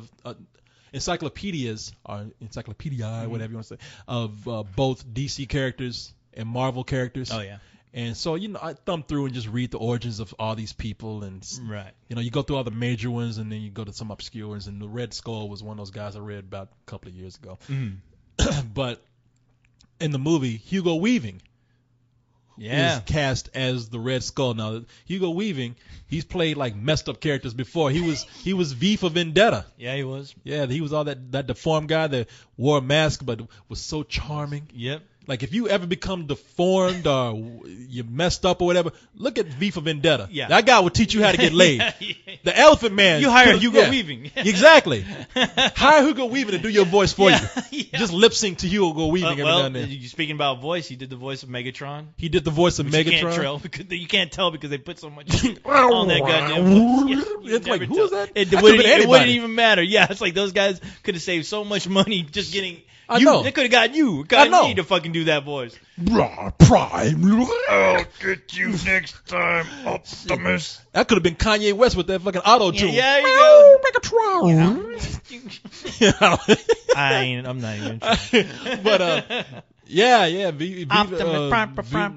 He was also playing another villain, which was. He wasn't a villain in V for Vendetta. He was smooth. He was the deformed that could get laid. Now he was also Agent Smith. Agent Smith. Yeah, well, his Matrix. That's made his career. Yeah, being Agent Smith. Yeah, in the Matrix films. So now he's going to be the Red Skull, and a lot of people say it's old news, and maybe so, but I think they were just throwing his name about. Yeah, I think it's just now confirmed. But now it's official. Yeah. I heard some interesting news though. About the casting of Captain America on the as far as Captain America goes, which was they had actually cast Ryan Phillippe at first. Oh no shit! And Ryan Phillippe saw the script and passed on it and said fuck no. And said fuck this. And it just so happened that what's his name, Chris Evans was around, and that's why they didn't really have an audition for him. He came in and showed some enthusiasm, and it was like, okay, that's it. We got to get somebody. No shit. Yeah, because I heard that the casting was done last minute. That the director was like, we need to cast somebody now, so he just went ahead and did it. I don't even think the studio knew so much, but as far as when it happened, because at least what I read, the article that I read when that news broke out was that he had to make a decision. He had to make it now. So he went ahead and just picked his actor, and now the studio knows they're okay with it, but only because they have to hurry up and start shooting. Yeah. I think he was on the guy who is directing this is Johnson. What's his name? Joe Johnston. Joe Johnston, who just recently directed. He just came out with something. Oh, was it the Wolfman? The Wolfman. His first rated R movie, I think. Before that, he had done some kid friendly stuff like Honey, I Shrunk the Kids, and didn't he do Van Helsing? I don't know if he did. Is that maybe that's that Stephen Summers guy? Maybe. I don't know who did. Maybe so. Yeah, those two kind of easy to get them mixed up. I because this guy did Jumanji. Oh, okay. So Yeah, Joe He's Johnston. that kind of half-ass Spielberg in a way. But you know right? what? He did a movie that I liked a lot, and it was a period piece. It was sort of a World War II movie, The Rocketeer. Oh yeah, you know what? I really dig that movie too. I do too. I know a lot of people just either don't remember it or it's not when you talk about comic book movies. At least when people talked about top comic book movies like about 10 years ago, that was never on anyone's list. These days though, I don't know if it's that our generation just grew up. Now I noticed The Rocketeer on a lot of people's list as far as top comic book movies these days. He's So done. it's good. It's good that film is getting recognition that it should have deserved back then, because when it came out, it was a bomb. It was a bomb, and I was really sad by that because I was like, man, this is a really good movie. Because I remember seeing it, and I was like, I think The Rocketeer came out. Yeah, it did. It came out after Batman. I remember thinking like, wow, this is the superhero movie that I wanted more than Batman, because I thought that this was a better told story. And yeah, nobody saw it. And it was a comic book about a character that hardly anybody knew. Right. So they just And couldn't it was a sell Disney it. film, And it was too. a Disney film too, and that threw people off. But it was cool though, man. He It also was. did another movie, another period piece that I liked, October Sky. Did you ever see October Sky? I never got to see that. Jake no. Gyllenhaal's in that. That's the one Jake Gyllenhaal film I've never seen. Yeah. It's really good, man. I remember when it came out, it got a lot of critical praise, so I should check it out. Yeah, but I think Gary Coleman was about to be cast as Captain America because they were so desperate. I would be Gary the Coleman, first, you ain't doing anything. Come on, man. I would spend 2 nights outside of a theater waiting for that shit. I'd be dressed up as Captain America. I'd paint my face black with a Captain America little cowl on, just waiting for that shit. You see me on CNN. Look at this idiot robot over here. What the hell is he doing? What's this, a terrorist attack? What's this metal ball hanging out outside the theater? What's going on here? I'm waiting for the day that they do some casting like that just pisses everybody off, and I will probably be mad, but I will actually be so curious, and I would see something like that 5-6 times too. I thought I saw when they were talking about potential Captain Americas. I swear to God, I thought I read somewhere that Will Smith was a name that was attached to that. That Or was even that was a while back. It's like they had recently, about a month or so ago, they had a round of casting that they were just throwing out there just to get people riled up. Right. And some people even joked around, and that got thrown in the mix because what's that comedian's name? Dane Cook. Dane Cook. Okay. Just tweeted, I think, and said, "Hey, I'm going to try for Captain America." Just joking, and like people got up into a fuss about that. I don't think he really meant it. And so, but like about a year before, a lot of months before that, Will Smith's name was being tossed around. Yeah. And people just kind of like, "Are you out your fucking mind?" And it was just, I'm sure it was meant to get people Probably so. just interested. But the thing is, I was like, there was a black Captain America for a little while. I don't know how long that series ran, but I remember there being a black Captain America, and I was like, well, maybe this is like a new version of Captain America that I'm not aware of. Maybe they're gonna. There was a book that was made. Now I don't know if it plays into the actual history or as comic book people like to use the canon of you ever notice how comic book characters comic book nerds love to throw that shit around. Whenever I'm hanging around Leog, there's like about 10 words I got to go look up because when they're referring to like retcon, like I didn't 5 years ago I wouldn't have known what the fuck that meant. I don't even know what that means. What does that mean? I think that it means to go back and change, alter a storyline to for the new story to make sense, I guess, without really explaining why. I think Spider-Man. Okay, you heard about where Spider-Man in his storyline at one point he was married to Mary Jane, and then the devil came, Mephisto, whatever. Then the editor changed it up to where he's single. That would be considered a retcon. Okay. And if I get any fucking nerd telling me I'm wrong, I'm fucking slap somebody. Because I'm almost positive that's it's a what nerd it is. telling you wrong. Do you care? Fucking geek. Yeah. No, I don't care. But you know what? I don't care, but sometimes I do care because those goddamn geeks sometimes they feel so elitist. I want to slap around. I don't do that anymore. There was a point where I would I don't know as much. I would be the first to tell you people are surprised because I tell them I don't know that much, but then I'm always reading a comic book that I bring up. But I I don't know as much as like the Leon guys, anybody. Right, And I'll sit around, I'll try to talk about something. I might bring up something, be like, oh yeah, didn't this happen? Yeah. I'm like, no, it didn't. And just like, I really don't give a fuck, right? Yeah. Your nerd powers have nothing over me. Bo did that to me when I was on the last Leon talking about Green Lantern. I'm like, this would be a good idea. It'd be fun shooting the shit about Green Lantern, and then sitting there after like 10 minutes. There was shit flying by my head. I was like, I read the same book, but goddamn, I didn't read as much as it's cool as to I me. should. Yeah. Well, it's cool with me if somebody Yeah. says, "Oh no, that didn't happen." Let me. Right. Actually, this is what happened here. But when Right. somebody's like, "You don't know about what Spider-Man did 5 Yeah. issues," like, Yeah. I don't give a fuck. All right, please. They asked me to do the synopsis of the storyline that they have going on right now, and I was like, fuck, I didn't prepare to do all this. It's like that storyline that has like fucking almost like 40 issues. Like, you want me to wrap that all up in 5 minutes? You know what I know? A bunch of Yeah. dead superheroes come in, start beating up cool superheroes. Yeah, there you go. That's what I know. I was like, Yeah. I know they got a fucking suit and they go out and fight crime. Yeah, That's all I know. You They're know, trying to save the world for some reason. does it have a cool artist on it? Did they do a nice job? Yeah. That's what matters to me. I'm really I like superhero shit. I do. I mean, I grew up on it. I love it. superhero movies. I love it. But I'm just not into superhero comics these days. You know, and it's one of those things where. And I read them every now and then. You know? There's only 2 titles I'm reading right now, and I love the ones that I get into. I really love getting into, but I just realized that as much as I love reading those, I kind of hate talking about them sometimes. You know, because it's one of those. You know why? Because you're a fucking adult. That's why. It's edit court.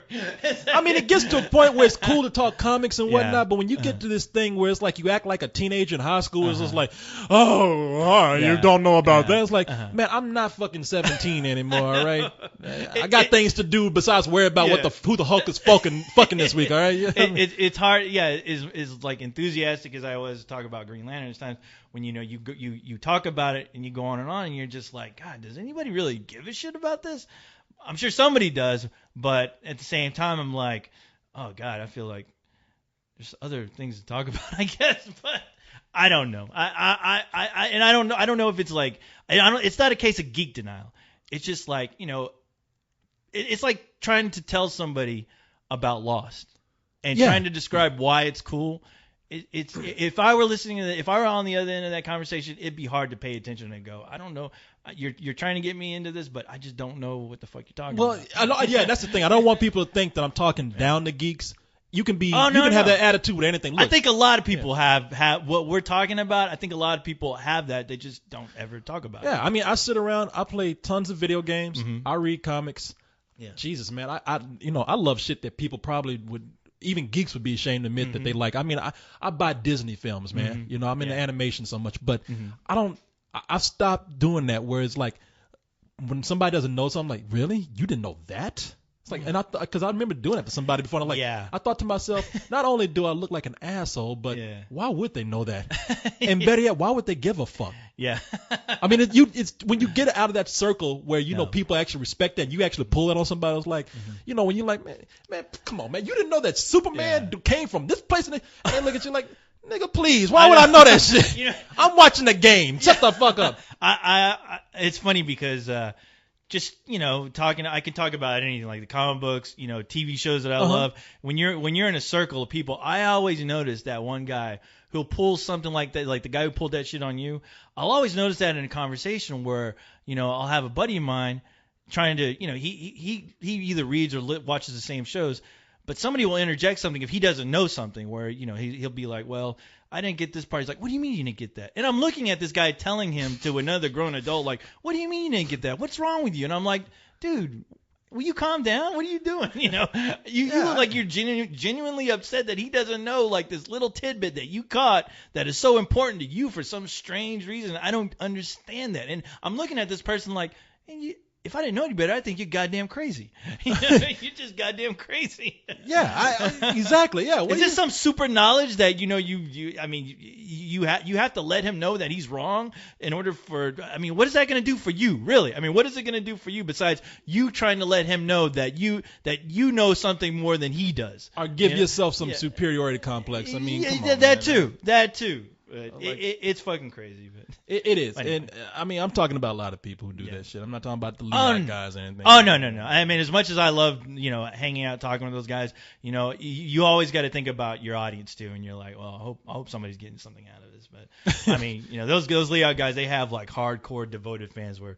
I was looking at comments and then people were pointing out certain elements about Green Lantern and putting shit up on there. I'm like, Jesus Christ! Yeah, that's they the got thing, this, these people have this shit pat down. Where I'm thinking, God, I wish I could retain all this fucking information, but retain this information and use it for something good, like trying to figure something out useful. the shit we're talking about as far as the energy crisis. Like, how come I can't pay attention like I do to comic books with fucking politics and shit like that? How come my brain can't get in tune with what I should be really fucking worrying about instead of what the fuck Green Lantern's doing, flying around fucking killing dead superheroes or whatever? Trust me, there will be a day you will. I know it'll be too late. It'll be too late, Corey. I'm telling you. But I don't deny people when they're in that circle. When Oh, they, no, when no, they, no. when they toss it about. I mean, it's fun when you. It's a when you fun do that. fucking Yeah. time. I had a fucking blast hanging out with those guys. Next time I'll try not to drink as much because that was a big problem. Well, I wasn't actually talking about them either. I was talking about, I was talking about nerds in general. No, I know everyone. Man, you know something? Mm-hmm. I'm looking here. We recently had someone pass away, Oh yeah, that's right. and that was Lynn Redgrave, who passed away from Yeah. breast cancer. Yeah, Breast cancer. I mean, too bad. Yeah. it was one of those situations where, if you don't know, Lynn Redgrave is actress, British-born actress, Yeah. born to an actor who was actually knighted.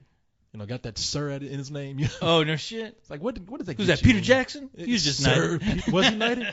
Peter Jackson was knighted. Yeah. So you got to call him Sir Peter now. I guess so. Yeah. Sir Peter. You got to change his first name before that. Sir Peter. They're knighting everybody over there. Fucking Elton John is goddamn knight. I know. Just handing those things out. If you do anything, Yeah. can you imagine? When I think of knights, I'm still thinking like knights of the Yeah. Round Table. Like this guy is worthy enough to fight alongside fucking King Arthur. That's what I'm thinking of. King yeah. Arthur and shit. Yeah. And I'm thinking like, okay, you got. Yeah. Now they're just giving knights to anybody. Can you imagine King Arthur riding over the hill and following behind him is fucking Elton John No. with a fucking like multicolored armor and some crazy ass glasses and Not fucking at sachet all. on his shit? The only way I see that shit happening is if he's in fucking Monty Python's fucking Yeah, in the Holy King Grail. Arthur, the Holy Grail. I can only imagine Elton John with the coconuts fucking making the horse noise and Yeah.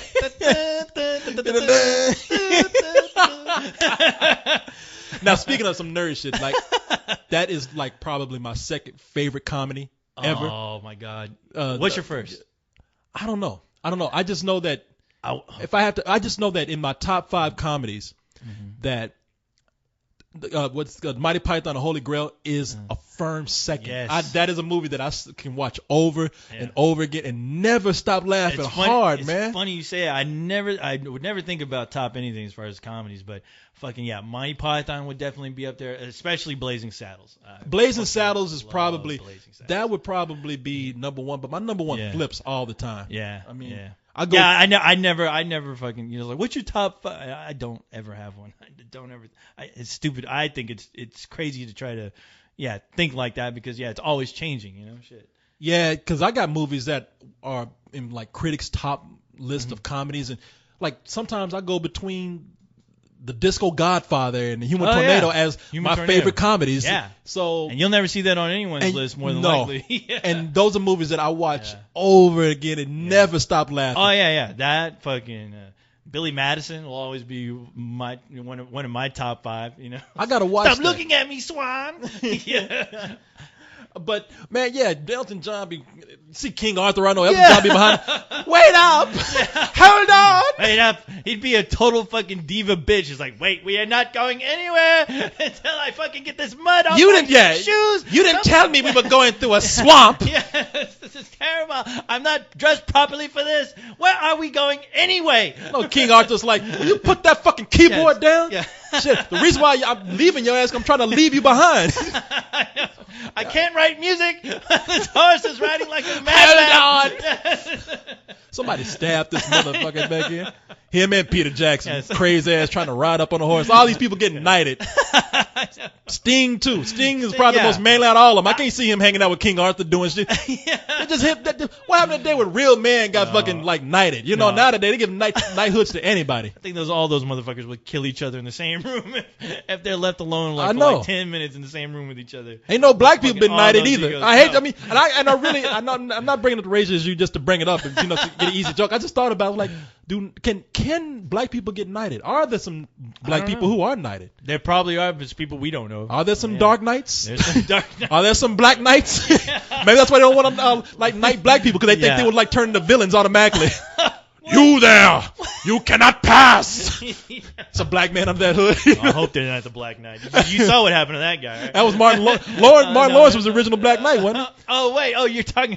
I'm thinking about the one in Mighty Python. Oh no, when he got Kept getting his dismembered. limbs, Yeah. dismembered. Oh God, yeah, the fucking Martin Lawrence. Martin Lawrence. Saw somebody the other night who. I never saw that fucking movie. I wanted to see it, but No, you don't. looking at that film, though, I was like, are they using the same set that was used in Army of Darkness? That's all I thought about. Yeah, I saw one scene is where he had the whole court, like the king in his court, like singing R&B. Oh. He's like, now you do this part. Boom, dum, Yeah. boom, boom, boom, dum, boom. Now you do da da boo, do, da. And they were all like doing like some Motown shit, and I was like, Oh, gee, God. give me a fucking break. Fuck. Yeah. Now I need to watch it. They should have cut off Martin Lawrence limbs in that scene. I know. And I like Martin Lawrence. You know, I liked him when he was doing his show and when he was like, when he was in Bad Boys too. But I don't know what. Yeah, I guess after that incident, he was fucking running out. When he was wrapped with a and, gun going naked. Yeah, running out there naked on the freeway, which I don't even know how that happened. Did he have his So, shirt like, off? Was he what naked? Did he have happened? his shirt off? I know he I was don't know sweating what with a gun. happened. Yeah. I'm Martin Lawrence. I'm Martin Lawrence. Took a look at what movies he was in and lost his fucking mind. Where are you, Will Smith? You know how we talk about people losing their minds? Martin Lawrence. This shit just got real. I actually like Martin Lawrence, but see I do, see what you we know, did? yeah. We talking about Lynn Redgrave, and somehow we end up being on Monty I Python know. and Martin Lawrence. Anyway, going back to No, but Linda, the sad story. not Linda, but Lynn Redgrave, man. Lynn She was a very popular actress. Now I'm not very familiar with her. I know who she is, knew who she was Yeah. all this time. I guess I just wasn't familiar with all the stuff that she was in. I think she even did some commercials for like Weight Watchers and stuff Yeah. here, which is what I think I know her from. I saw a news spot real quick with with the volume wasn't up, but it was like some old black and white commercial where she looked kind of chubby. I don't know why they were showing that, because I was like, well, I wouldn't know who this was, by watching that clip. It was an old commercial, I guess. But I know, like, looking at her, I'm like, I know that one big film she was in, and I just can't fucking put my finger on it. Well, she was she was always She's in a lot of big films, I guess. Yeah, But, and she was a good looking woman, man. But I always thought like her sister Vanessa Redgrave probably got a little more attention because oh yeah.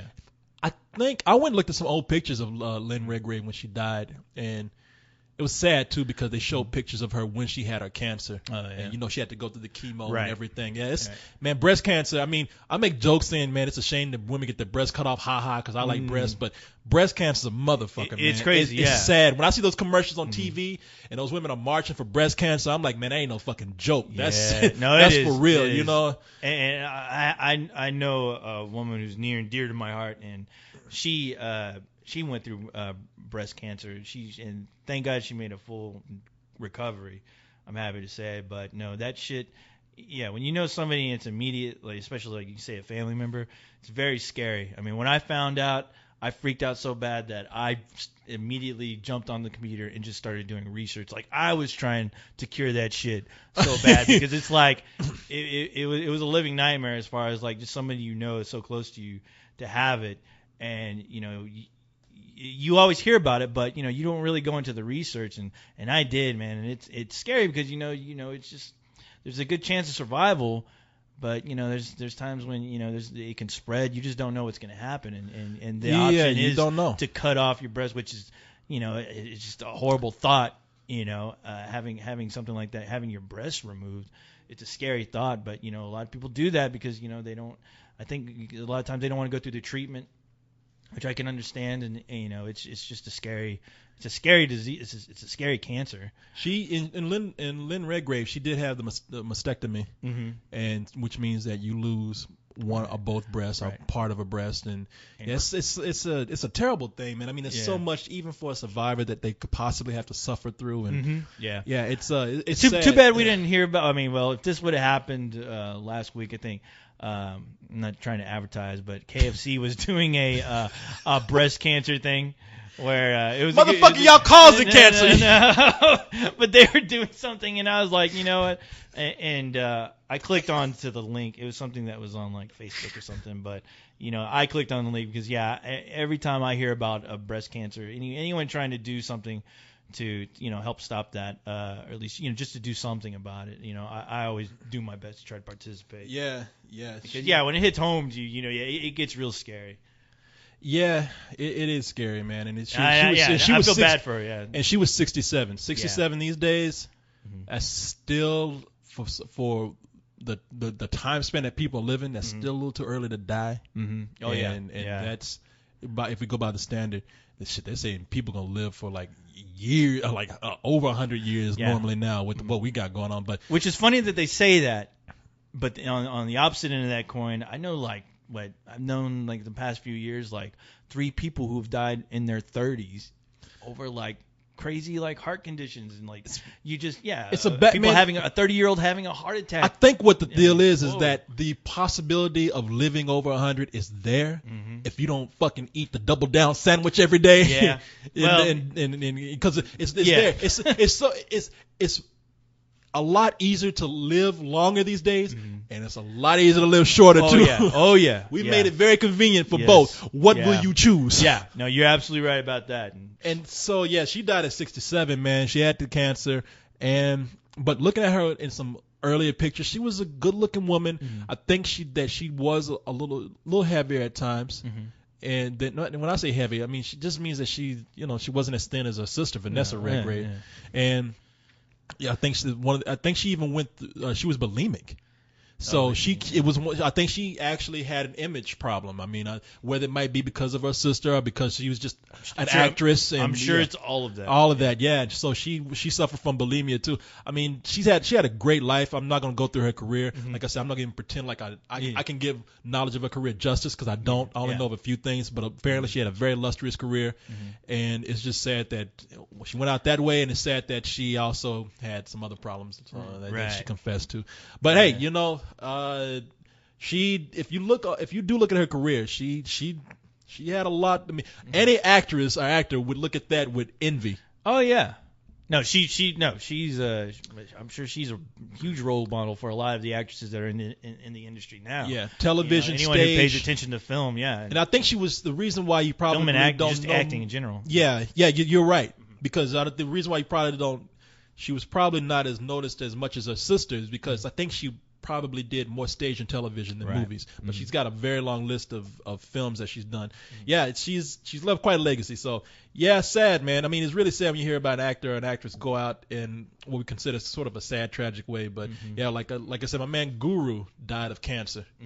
I think that was lung cancer. I'm not sure. What is this? Where's this fucking cancer coming from? It's always been around, man. Cancer. I mean, is it? I'm just wondering, is it easier to get cancer these days because of the stuff that they're using foods? Is it easier because of pollution that we have? I mean, what is it? It's a lot of things. I wish I could remember one of the studies that said, if you, they tell you if you drink this amount of, orange juice or something like that. Where they're like, okay, we realize that doesn't help, and I think it's more of a genetics thing too. Honestly. It's always changing though. They tell you it is. No, there's don't do this. Yeah, don't they tell you not to do this. Don't do this. Do this instead. And then there'd be a study years later that really doesn't do anything. That's why I'm sticking to my Jamba Juice and watch that's gonna be cancerous. But genetics, like I said, I think it plays a really big part in it as well. Yeah, I guess so. Yeah. I'm drinking carrot juice now. Yeah. Oh no. I got a juicer. Yeah. Oh, you got a juicer? Put carrots in that bitch, and I drink carrot juice. I buy raw carrots, and I'm just like, man, I'm just gonna fucking throw everything in there. Throw everything in there. I ain't using these socks no more. I think a carrot is a big root. All right, man. You know what? Throw in the dirt. Let's just continue this. Uh-huh. Let's continue this. Let's do a part 2. And seriously, let's do because it is time for you to go. Oh, is it? What time is it? Well, look for yourself, Let there, me look. buddy. Shit. Look at Where's my goddamn iPhone? I like just. I got the time right here. I'm looking at the time. I like looking at you scramble. I was about to say. Well, I was like, hey, I can. No, yeah, I gotta go. Fuck. Before you go, We'll continue. We'll this. continue. Damn, we in this on a sad note too. I know, man. Jesus, why'd you let me do this, man? Jesus Christ. Damn. Well, how about we end it on a happy note? All I know is I gotta go take a piss real quick. So I'll see you later, Corey. Back. That is right. Hours later. Just got back. We got back. Well, we just finished our Iron Man 2 review. That's right, we did. Before that, we were leaving the theater. We bared witness to Iron Man 2 Electric Boogaloo. Yes, we did. Yeah, we bared all our witness. And did you see me out there, Corey? I was regulating out there, boy, when they were having out those man. Those little wristbands.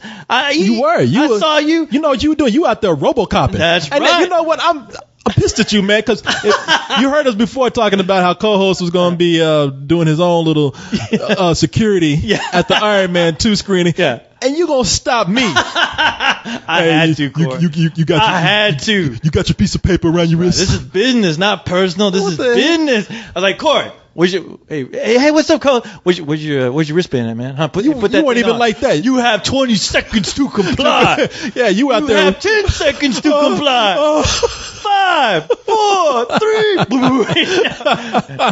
You out there RoboCopping, just moving back and forth. I know. Well, when I told you that because I didn't see your band, I was like, oh shit. As soon as he goes in, they're gonna tell him to come back out because they were busting balls about that shit. At this screening, like they had people busting out their IDs for this screening to match the I guess whatever printout they came out with their passes to go see Iron Man 2. Really? So yeah, it was a crazy process. This is the first time I've ever seen them ask for IDs. Yeah, I haven't seen that either. Holy shit! But no, when I saw you, I was like, hey man, put that wristband on, man. But you could at least and I heard like 2 people going in. It's like, did Corey put that wristband on? Where's Corey at? Did he get his wristband? I defied the rules. Look at this. Oh, you son of a bitch! Where is it? Oh, well, I had put it in my pocket, and I was just like, fuck it, I ain't wearing this shit. No, actually, I forgot to put it on. Put it on, Corey. Oh, now you want to put it on. You better put it on right now. You know what? You could at least call me Corey on my way, and you're like, sir? Sir? I'm like looking around. Who's co-host talking to? Sir? I'm looking at, yes, you, sir. Sorry, man. I was like, hey, man, what I was the in hell? Security mode. Not friend mode, security mode. Somebody. Actually, I'm always in security mode. I know. I love it. Taking his job a little too serious. I love that power, Corey. Robots love power, bro. I know. You asked me for my ID. Hey, if I put you in my, well, I don't have shoes, but if I put you in my shoes, see how things work. You know get what? that power chip, you'll love it. I like that you asked me for 2 pieces of pictured ID. I was like, ID. man, everybody got their driver's license. This ain't good enough. No, sir, I need some other form of ID. Ask me, do you have like a phone bill or an electric bill that you can prove that the utility bill or anything? I was like, man, get the fuck out there. And then you did that. Is this your ID? Sir, please freeze. Yeah. Is this your ID? Why don't I believe you? This isn't him. Man, so yeah, we walked out of the movie. We talked about it for a little bit, did our review. We'll have that review up and ready for you because I know y'all are wondering what we thought about it. Because everybody's been hearing different things. Everybody's been hearing everything from it's amazing to it's terrible. And then a lot of people just saying, well, you heard us last week. Right, we were talking about how most of the people are saying it's fun. It's just not great. Can I tell people right now? It's fucking god awful, terrible, worst movie ever, worst movie of the year, bullshit of the last 10 piled years. on top of bullshit. Shit upon shit upon shit. Imagine 2 scoops of ice cream put on top of each other, but replace it with bullshit. Robert Downey needs to start drinking again to get his mojo back. That's all I gotta say. Yeah, they gave us a bullshit Sunday for this movie. No, it's not that. bad. No, it's actually. You'll have to listen to the review to find out if we're telling the truth, because we might have loved it. We're telling you a lie. You never know. You never know. So I'm trying to figure out what we were going to talk about. Looks like we were just 2 subjects shy of things that we promised to discuss with the people out there. Last week, right? No. Well, one was from last week. One subject was from but last week. But before we left to go see Iron Man, we had two things to cover here. Right. And one was this story, and you told me about this. Right. This story about a guy, famous Hollywood actor, who's working with a famous big time studio, famous producers, directors, and everybody's talking about consistently about how this guy is a pain in the ass. Right. Furthermore, this guy has, whether you believe these rumors or not, he's been in the news for getting in trouble with people. Highly publicized in the news, especially for throwing shit. Yeah, throwing all kinds of crazy shit. Phone books, telephones, kitchen sink, everything. Table, throwing the toilet at people. I know, and for some reason, this guy doesn't get the same kind of trial that another hero, somebody who's been protecting our cities for many, many years, he does. Yeah, this guy didn't get the same treatment like that hero did. No, not like this guy. Yeah. Now let me, people, do you want to take a guess at who we're talking about? I'll give you a second to do that. Yeah. Can you guess who it is? Go ahead, try. Now, if you guess Russell Crowe, you're right. Yeah, yes, you did. Russell Crowe. I was about to say Tom Cruise. But. I had to figure that out myself. I was like, man, there's so many crazy people in Hollywood. You notice that little pause right there? Like, shit, who isn't crazy in Hollywood? No shit, yeah. Jeez, everybody's Margot lost their Kidder. fucking mind there. Yeah, Margot Kidder was found in somebody's backyard, teeth missing, going crazy, had a shitty ass, and nobody gave her shit after. Everybody, we feel bad for her. She was, is that Lois Lane in my yard? Oh my God. Shit in my window. So I'm going to get up over here and grab this mic cord. This mic stand, because I'm tired of holding the mic in my hand right now. I've been holding it for this Iron Man review. I'm about to get an iron hand from trying to hold this mic. Your wrist is getting sore. I know. Yeah, I know a few people with that problem. I know. Now I know. It feels like one of my 5 times a day, Yes. Gotta start working that wrist out again. People know what I'm talking about. You better get ready for this. This Spillcom or whatever. You'll be holding that mic for a long time, buddy. You get kind of lonely, which is just another way of saying horny, and break out that hand sometimes, several times a day. And, time for romance. Gotta save my strength. Yeah. Can't keep holding this mic. Got to hold something else later on. All right, so Russell Crowe, man. Now that motherfucker.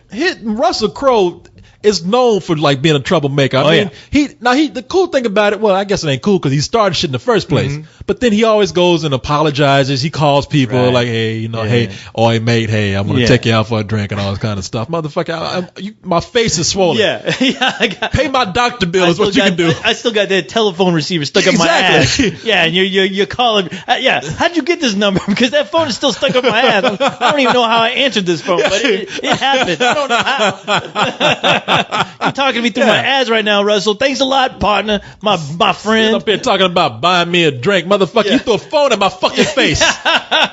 You can buy me a new face is what you can do right now. Buy me some pliers so I can pull this shit out of my ass. You can pay for my fucking hospital bill is what you can do.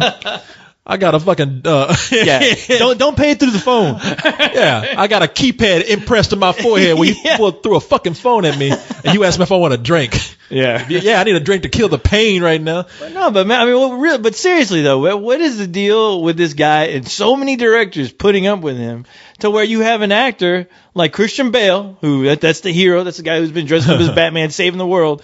Co-host likes to believe that he really is Batman. No, he is Batman. What do you mean? I like to believe that's a fact. I read it in a lot of comic books. The thing is though, like as soon as fucking Christian Bale loses his shit over somebody not doing his job, the whole fucking world wants to put him on a cross. I mean, people are like angry at him, and then the other thing got me is like, does he need counseling?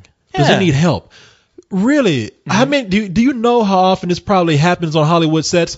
I don't, but I'm sure it happens a lot. And you know, the only thing that guy is guilty of is yelling at that fucking cinematographer and yelling at his mom for reasons we don't need. That's none of our business. All right, people, stay out of other people's business. Yelling. We've all yelled at somebody in our family once or twice. There was that part where he did kind of chase that guy a little bit. I'm gonna kick your fucking ass. At that guy hiding under a table. I never saw that video, but hey, no, I didn't see it. No, I don't think it was a video, but it just sounded like speculating. It just sounded like that dude was running. Come here, I'm gonna kick you. It sounds like whoever's recording, he's like pushing him out of the way. I'm gonna kick your fucking ass. And that, you know that dude ran too. Oh yeah, no, I was scared listening to that. I was like, oh shit. Yeah, he's scared you. Maybe there was something to it. I don't know. Yeah, you better run from fucking Batman / John Connor. Now the Guy's a hero. Yeah, I think he took that Batman John Connor shit to his head. He was like, I really am a badass. It's like, hey, like I said, I fought the Joker and saved the future. You crazy? That's right. I fucking beat You want to Arnold's fuck ass. with me? Yeah. Yeah. But you know, the reason why we're bringing this up is because there's this book that's being released. I think it's already released. It's already called out, yeah. The Man Who Would Be King. And it's about DreamWorks. And if you wonder what the connection with Russell Crowe is here, I think was Gladiator a DreamWorks release? It was Gladiator. Yeah. Yeah. And Gladiator is the movie where Russell Crowe earned an Academy Award for Best Actor. Right.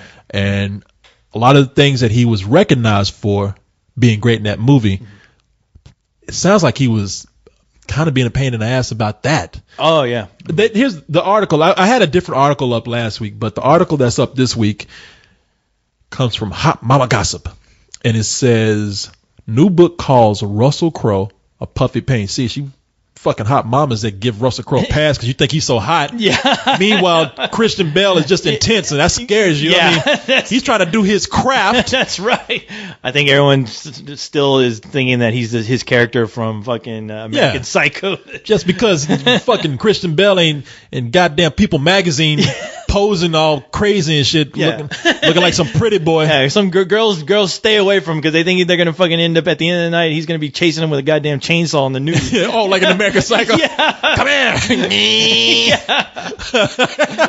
maybe that is it. Maybe he just scares people. Yeah, maybe. Yeah, I think that movie kind of fucked him up. Russell Crowe. You never saw him chasing some chick with a chainsaw. You know, not yet. Not yet. Yeah, now you never saw him doing that in the movies. No. Now, I wouldn't doubt if he did that. You know, in real life, had some chick run out of a hotel room. Get this motherfucker! He's crazy. Wait, boy, come here. I'm gonna cut you in half like a tree.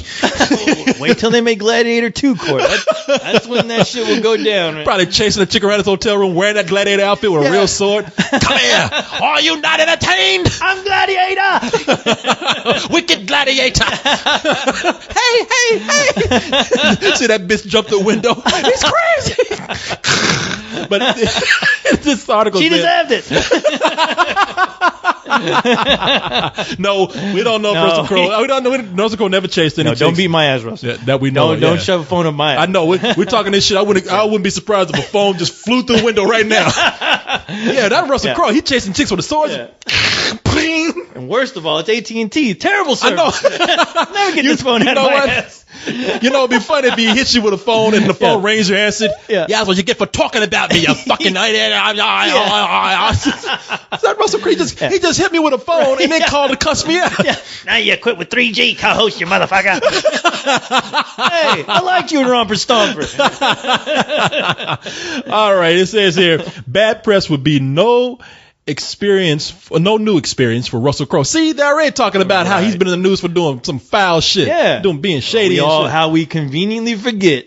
But a new book on the behind-the-scenes dealings at DreamWorks theaters.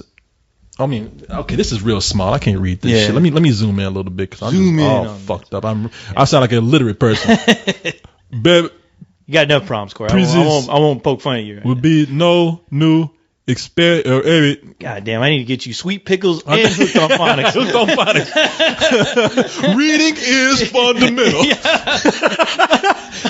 It says Fun here, moms know how kids' minds grow. Sweet pickles. Damn, you remember that shit? Fuck yeah, I remember that shit. A lot of kids, because Sweet Pickles, I don't think that's around anymore. No, I don't think so at all. And I feel bad for those kids. No wonder we're in a country full of dummies. The Sweet Pickle bus just kept on driving, didn't pick up any more kids. So nobody learned shit after they left town. Yeah, Sweet Pickles was a bunch of talking animals, right? Yeah, they taught kids how to read. You're right. Yeah, there are a bunch of characters that taught kids how to read. It was like a something that you can order, and it contained flashcards, and it was all contained in this like lunchbox looking Sweet Pickles bus. So you open up the box and all kinds of activities to do, like learning activities. You know who used to sell Sweet Pickles shit? Leon. I believe it. He's fucking selling those goddamn Girl Scout cookies and fucking sweet pickles. Yeah, he's out in the corner. Yo, got the pickles, sweet pickles. Learn how to read, sweet pickles. Got that trench coat on. Right. Got them pickles for you. Oh, here he goes again. Hey, kid, you like pickles? Oh, he's typing right now. Screw you guys. No. Grant right now is tugging on his goddamn shirt going, hey, they're talking about you again. Leon, they say you sell sweet pickles. Yeah. Do you really? Do you have any? It's funny, but they're talking about you. But man, okay, let me start over here. Yeah. Bad press would be no new experience for Russell Crowe, but a new book on the behind-the-scenes dealings at DreamWorks threatens to add further damage to his dented career. Is it really dented? I mean, nobody gives a. He's been working. How many times has he been like acting crazy and he still works? I mean, that career of his must look like a demolition car right now. Yeah. They're worried about that. No, man, that shit is a fucking wreck. You know when they squish the cars in those cubes? That's what his fucking career should look like if it fucking really if any of these stories really hurt him. Yeah. No, that shit is spit shined and everything. And everything. Just got the wash. Rims, rims. Just got rims. Got lights underneath the car. Wax watches. Yeah. Got a chandelier on the roof. Yeah. You got the gladiator helmet right in the fucking front there of the hood. got the diamond in the back. Sunroof drop. Digging the scene with the gangster lean. Sipping on gin and juice. Okay. Clearly time to cash in on the vast press attention for Russell's big screen appearance as Britain's Robin Hood. The new book, The Man Who Would Be King, and that's plural men, by Nicole Laporte, will be released on May 4th, and it paints the 46-year-old New Zealander as less than a saint. Well, shit, tell us something we don't know. We need a book for this? Okay, let's see how the rest of the article goes here. In one claim, Laporte says that while shooting his 2000 Oscar-winning hit, Gladiator, Russell threatened to kill one of the producers, Brando Lustig, with his bare hands because Russell suspected his assistants were not being properly paid. I think the story goes he called up the producer in the middle of the night or something and said, I'll kill you with my bare hands. And that producer went to Ridley Scott the next day and says, I quit. Well, the funniest thing is that when the producer got that phone call, he had no fucking clue who was on the other end. It was just some guy going, I'm going to fucking kill you. I'm going to kill you. And it's like, hello? Who is this? This cable company again? What? Why you want to kill me? What'd I do? I pay my bills on time. Who are you? Who are you? Answer me. I know. And he just keeps going, I'll kill you. I'll kill you. I'll fucking kill you. I'll kill you. And that's probably what the producer was saying. This fool is crazy. Yeah. Is this Russell? Yeah. I'm gonna kill you. I'll kill you. That'd be funny. Is this Russell? Yeah, man. How you doing? Oh, by the way, I'm gonna kill you. I'll fucking kill you. I'll kill you. I'll kill you now. Okay, you have a good night, man. Yes. Nice working with you. Yeah. He says, let's see. Other unproven, here's the key thing, unproven claims include stories that during his time on the set, Russell behaved like a puffy pain, in that after challenging some of the crew to a foot race and losing, oh wow, he spent days blaming the footwear, saying, I would have won, but I can't run in the sand in sandals. You fucktards. I'll fucking kill all of you. I'll kill you. I'll kill my bare feet. He said, I'll kill you with my bare feet. Take out my sandals, shove it up your ass. Just like I did with that guy with the phone. That's funny, man. That motherfucker lost a race and getting mad about that. And I love hearing those stories. Like, that's one of those fucking just fucking ridiculous stories that I could actually believe, you know? I can see him doing that. I can see him challenging telling people, hey, you think you're better than me? Yeah, you think you beat me? Yeah. Huh? Yeah. I'm Russell Crowe. They call me I'm from New Zealand. Yeah, they call my eyes a flash sometimes. And right when he gets started, he trips. Fucking over the sand. Goddamn this goddamn crazy terrain. This sand is fucking sand. The sand. Yeah, these are Nikes, you know. Still beat you, man. Hand over that $20. Yeah, Fuck come on, you. man. You're fired. Get him off the set. He's bothering me. I'm trying to concentrate on my character.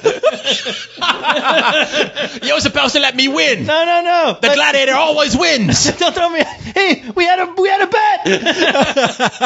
You trying to welch? Now let's get back to shooting.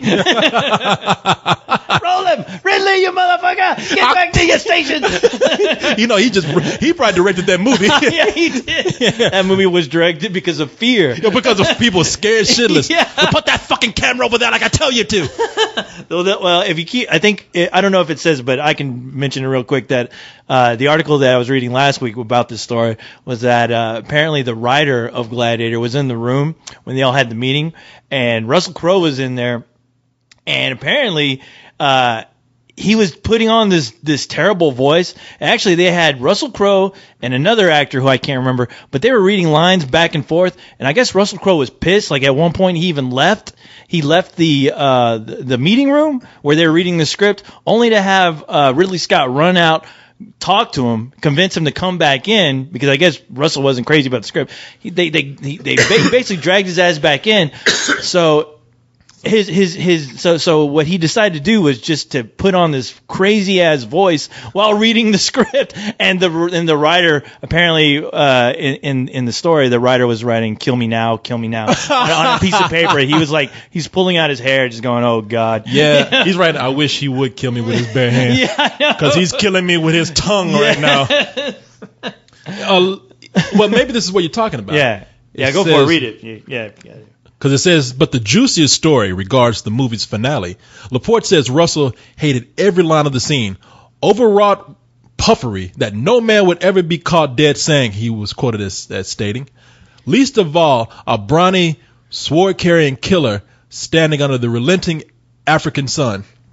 Let me see what it says here. The movie was set around Rome, but was shot in Morocco, North Africa. The director, Ridley Scott, tried the scene a few different ways and loved the results, but his star was not happy. I don't like this, goddammit. I hate this shit. I hate it. This stupid lines. Who wrote this? I never say this. I write better than this dribble. What the? He probably, he's in Gladiator. He probably wanted to rewrite it. No, this is how I say it. Oi, mate, hey. Yeah. No. What man talks like this? Oi. Why am I saying oi? That's like an Australian Get the thing. He's from New energizer. It'll Zealand. surprise you. Oi. Oi. He says, well, they continue here. Russell, what's the problem, Scott? Asked the actor. It worked. Russell says, it was shit. That's what it was shit. Crow growled back. But I'm the greatest actor in the world, and I can make even shit sound good. I can make shit sound good. I love to see that. And with that, what was that? What was that movie he did with Denzel Washington? Oh, I forgot, because I always remember that movie because I remember the trailer for it, because Denzel Washington, they had him in the trailer before the trailer went off. Denzel Washington had a gun pointed at Russell Crowe, like, game over. Keep reading. I'll look that up real quick. I know. I think it begins with it's a one-word title. It is, and it's Russell Crowe who plays. He's a villain who escapes virtual reality and comes into real life. Yes. Dumbest fucking premise ever. I liked it better in Lawnmower Man. But. Yeah. But anyway, you're reading. Okay, I'll read. Okay, I'm sorry. I'm trying to think of the name of that movie. And after Russell Crowe said he didn't like that line, and with that earthy appraisal, he just marched off the set. If true, this would not be the first time Russell's emotions got overheated. The Telegraph says his speech at the 2002 BAFTA Awards in London was cut short for bad language, for which Russell had a very tense argument with a BBC suit. Later that year, he was ejected from a Japanese restaurant, also in London, for being involved in a fight. This fool is crazy. And in June of 2005, he was charged with second-degree assault in New York after throwing a phone at a desk clerk at the Mercer Hotel. But that case was settled once the desk clerk got paid. Hey, I'm telling you, this guy had it right. Sometimes you wish a star would hit you. Oh, yeah. Oh, definitely, yeah. So give me an excuse to hit back. And hopefully somebody catches it on YouTube and fucking I'll be a hero. Everybody talking about how crazy you are. The book comes out on May 4th. Came out today. Yeah. As we speak today, where it is May 4th for us people. The movie debuts 9 days later, the Robin Hood. Oh, okay. So which The movie or the book already? Holy shit! So which one do you want to see? Okay, in all fairness, we read this kind of stuff and we have fun with it. I mean, Right. we almost talk like this stuff is true, but just because it's so easy to make fun of, and we get a good laugh. But who knows how much of this is true and how much of it is? Yeah, I mean, apparently those were accounts from the producers. At least in that book, they actually gave some credits as far as who's saying all this shit, and it's people involved in the movie. So, I could believe it. And the funny thing about why I brought up that what I'm trying to figure out that movie is that if he's in that room bitching about the script, I'm like, I can only imagine what he thought when he was reading the fucking script for Virtuosity. That's the fucking movie. Virtuosity. Yeah, that was it, Virtuosity. Yeah, and all I'm thinking is like, you're flipping out over Gladiator. What the fuck were you thinking when you were making that piece of shit?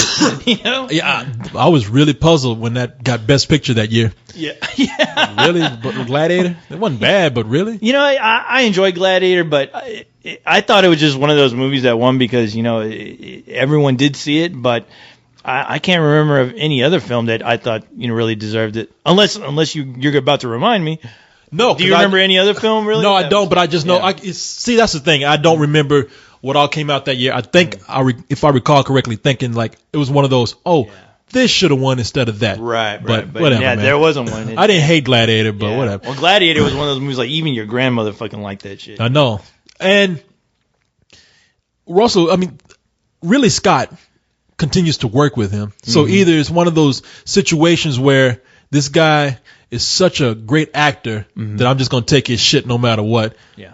Or the stuff is maybe exaggerated and he's not that bad. I like working with. Who knows? All I know is there's been so many accounts of Russell Crowe going crazy. The only thing that I can say that probably doesn't make it as big a deal as the Christian Bale thing. Russell Crowe has never been caught on camera doing this stuff or had an audio. It had audio, yeah. Yeah. No, and that's true.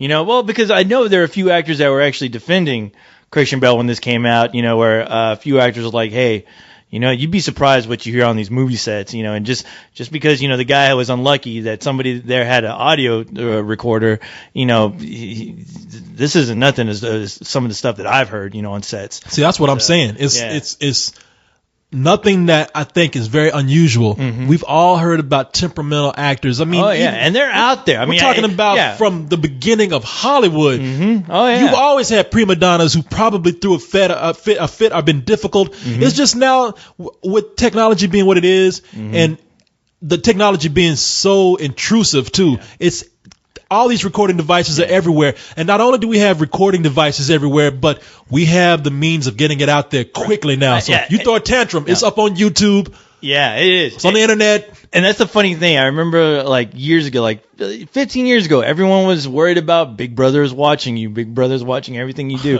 And the crazy thing is, no, we all have become Big Brother. Well, we volunteer the information. Yeah, we volunteer.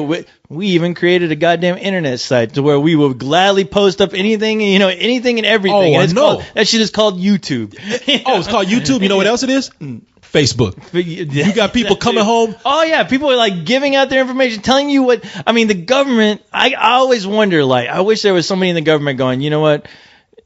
People are scared about us. I mean, look at all the information people are giving every day about themselves. Yeah, sure, nobody's committing crimes, but people are giving their information, what they're doing to the minute, on Well, that's Facebook. the thing. We get up to date.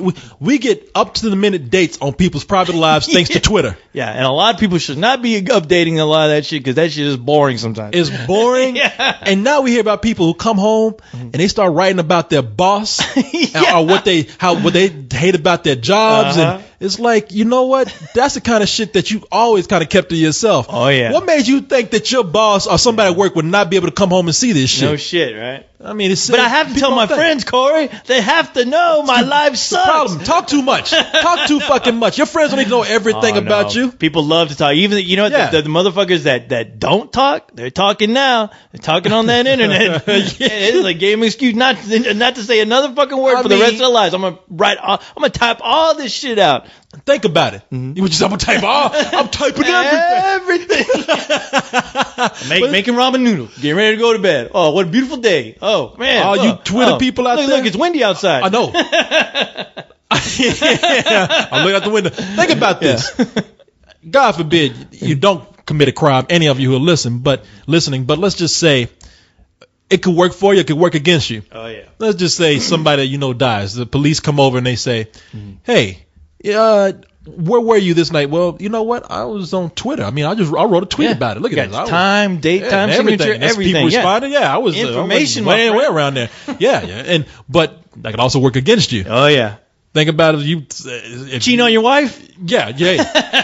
All that you put it out there. Somebody say, this information that you tweeted right here conflicts with where you say you were the other night. Yeah. And here comes another thing. They're about to bring out all of this shit, man. We are volunteering everything in our life. I mean, the government is able to look at the moment.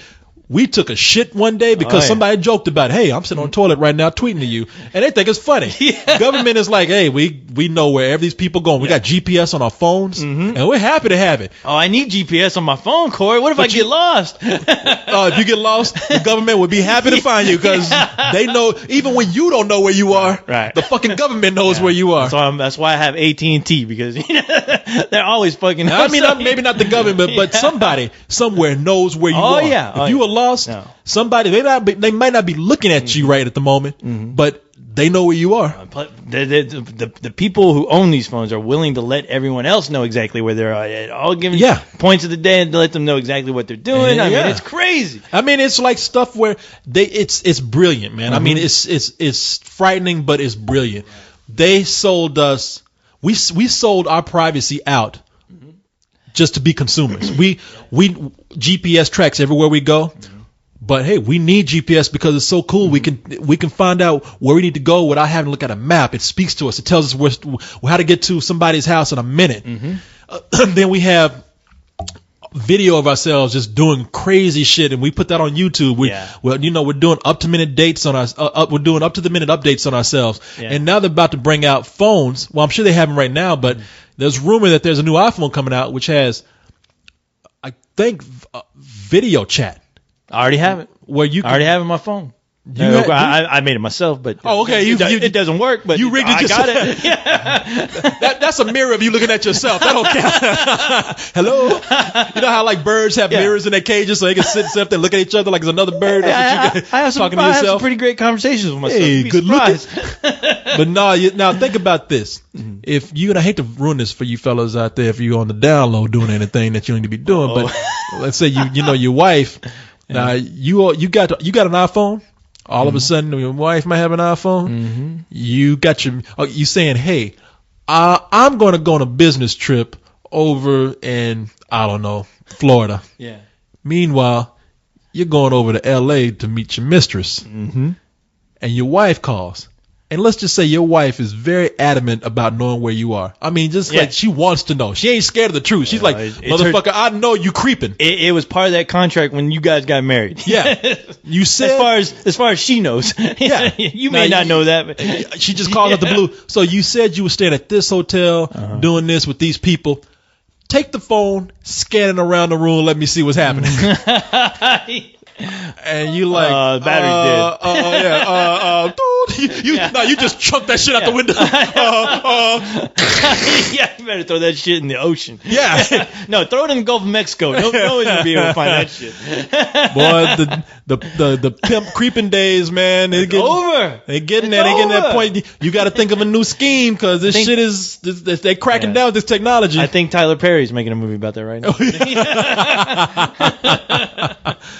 My video chat. Yeah, my video chat fucked my shit up. Yeah, man, we're putting all that stuff out there just because they give us the gadgets to do it with. Yeah. They give us the tools. We sell our souls, man. I mean, hey, a great case in point is Michael Richardson, he was doing his act. Michael, yeah. Oh, you're looking. I was like, wait, that's his name, right? No, it took me a while to ring. From Seinfeld, Kramer. Yeah. As far as, hey, you know what?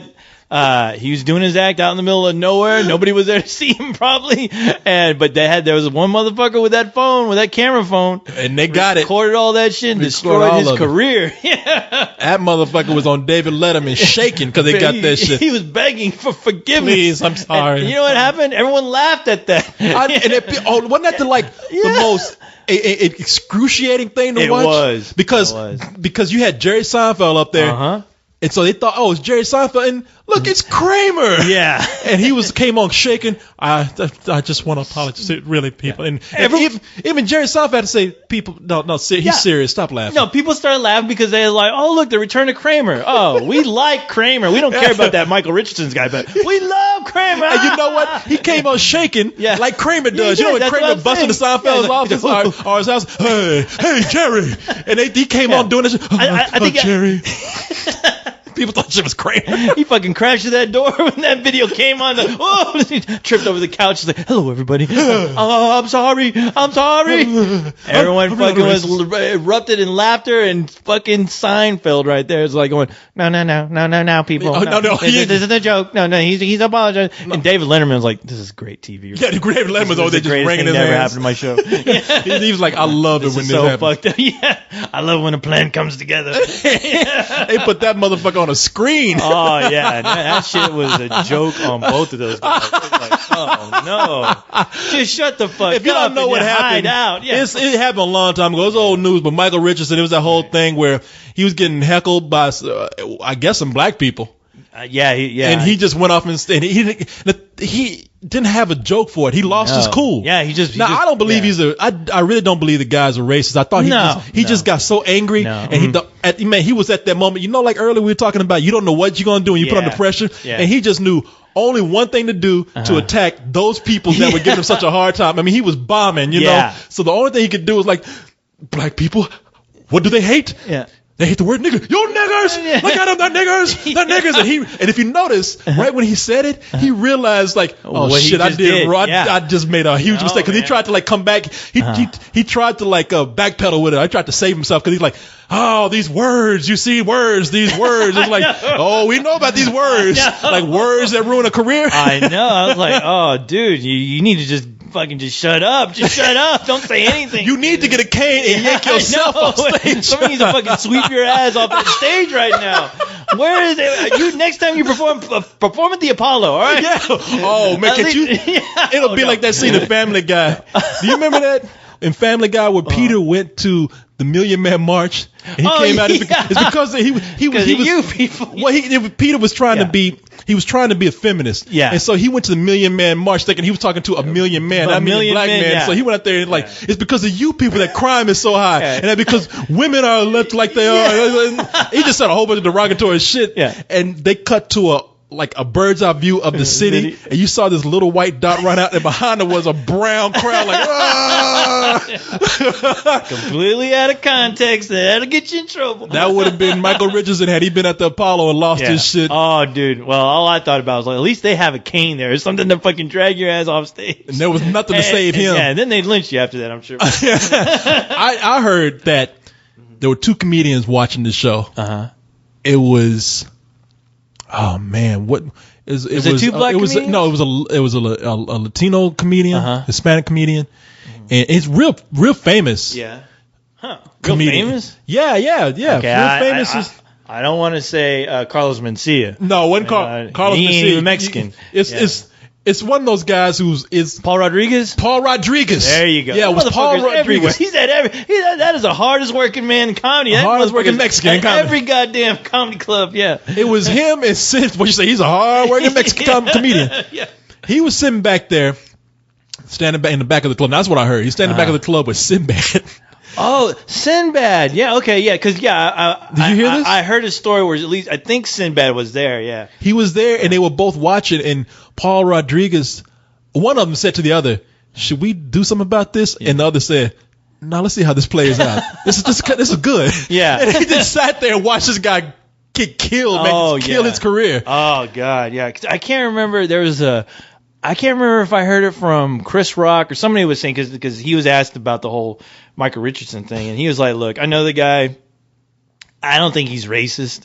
He was just under pressure, and some stupid shit came out of his mouth, and it happens. It happens a lot. But I was like, well, that don't mean shit. It's like, I mean, much as you'd like, it's like, well, if we can get a bunch of black comedians and go, look, man, the guy just this is a comedian thing. You know, he just cracked under pressure. Shit got You got a point. Shit got crazy. Yeah, it's like, look, we've all known this guy for years. We've all worked with him. We know Yeah, he's not insane, but nobody wanted to get in that spotlight. Would you say nobody wanted to be connected with part that? of that? Yeah. I think people would have said something. You know, he probably No, should that have came out and that should have been Yeah. his tactic. It should have been. He yeah. probably was so shaken up afterwards. He just wasn't Yeah. thinking straight. But you're Yeah. right. You But- were so I mean, right, man. I mean, but think about being in his shoes and like wondering, like, ah, damn, should I ask one of my black friend comedians to say something for me, please? Just I guess it's hard. He's like, it would be like, hey, can you do something for me, please? 'Cause I guess he I'm is. scared. I don't know what to do. Yeah, crying. I ain't got nowhere else to go. He's crying. He's crying to Louis Gossett Jr. I ain't got nowhere else to go. Sorry. I can't do nothing for you. I gotta go, Michael. I gotta get up on I got a stage show to right do. now. Yeah, my career's still alive. I know. Man, yeah, I'm thinking like he probably picked up the phone and was thinking about calling Chris Rock. It's like, nah, he's probably pissed at me right now. He actually has a career. I'm gonna be bothering him. Let's see, Chris Rock is black. He's probably not too happy with me right now. But anyway, man, back to yeah. Russell Crowe. What a jerk. Yeah, what a guy. What an asshole. Yeah, no, that guy, I think he's somebody who probably does have a violent nature. But like I said, you know, Yeah. there's no real documents out there showing this. Right. So. Oh, and what you do think know? about the director who he's working with, which is Ridley Scott, you know, and if this is going on, I mean, Ridley Scott has been in the business. I'm sure he's seen this Over and plenty of over times. again, yeah. Yeah, he's like, well, look, I hired him because he's a good actor. You know, at least he can go in a fit of rage, but you know what? I can at least bring him back inside the room because he'll listen to me. He'll respect me. Yeah. You know, he knows this. And he's been in several Ridley Scott movies. I think like Martin Scorsese has Leonardo DiCaprio almost like his muse right now. I know he took over for fucking Robert De Niro, Bobby D, and I think probably Russell Crowe is Ridley Scott's muse at the moment. Yeah. I don't want to see that motherfucker in that Alien movie that he's making though. Oh no, please. Yeah, don't not enough Russell Crowe, all right? Yeah. Ridley Scott. Do you know he directed a comedy with Russell Crowe? Oh no. It looked good. It wasn't all that good though, man. It was actually Fooled me. I don't even know what you're talking about. yeah. No, Do you know the name of the film? Oh, I can look it up for you right now. Yeah, I saw the movie on a plane because I was just curious. How long to ago did know. it come out? Oh, probably came out about 3 years ago. Okay. 3 years ago, huh? Okay. Let me see. I got Cinderella Man, A Good Year. A good year. A Good Year, okay. Yeah, that's the one. 2006 it came out. Okay, yeah, about 4 years ago then. Yeah, a good year. Yeah, it was sort of like his attempt at somewhat of a screwball comedy in a way. I don't even know if I should say screwball because there wasn't that much in it. There were just a few elements. It really wasn't all that good. You would look at it and you would never know it's a Ridley Scott movie except for maybe the cinematography because it looked great. So I never even heard of it. Shit. it really came and went quick. It got terrible reviews. Oh yeah. It got like a very short release, and it was something that I think Ridley Scott just wanted to try. I mean, you can't really blame the guy. Oh yeah. try. There's times when these directors will completely break out of their element, and sometimes they shouldn't. Yeah, I know. Yeah, Shit like that they happens. don't know what It the goes fuck straight to they're doing. video after like a week or two in release. Yeah, that was the first time. Yeah, I had a bunch of people in it too. I'm looking at some of the names. Albert Finney was in it, and I'm trying to think. One of the girls. This is the movie where I first saw this girl who went on to win. She was in La Vie en Rose. Wow, if I can remember this girl. I hate bringing up names of people I can't remember. Something Cotard. Anyway, people like nobody give a fuck. Just keep. Yeah. Go ring. Marion Cotillard. Okay. That's the first time I saw her, and I was like, man, this chick is hot. Yeah. And then I realized that she was the same actress who was in La Vie en Rose, and I was like, wow, it's the same chick. This girl is I never saw that movie beautiful. either. Yeah, La Vie en Rose is actually a really great movie, man. You should see that. Yeah. Anyway, speaking of chicks, that's my only segue right there. Speaking of human beings with vaginas, Madonna. Yeah. Madonna talking Material about, Girl. Yeah, she said, I ain't got no record career. Vogue. She said, I ain't got no record contract right now. So she wants to go and make Movies. Yeah, she made one movie before. Now we ain't talking about Madonna starring. She wants to direct movies. Yeah. She directed a movie before, and now she's working on her second film. Which, did that go straight to the video store or I what? think it was almost could be seen as like a very independent film. Yeah. Yeah, I think it was released in art house theaters. Oh, yeah. Yeah, maybe I should look it up and see what the name of it is. Yeah, when I read that, I was like, oh, no, stop, please. But, yeah, when I heard she's directing, I was like, not that it's going to fucking affect my life in any way, shape, or form. But I was just like, wow, okay, well, you know what? Yeah, you are.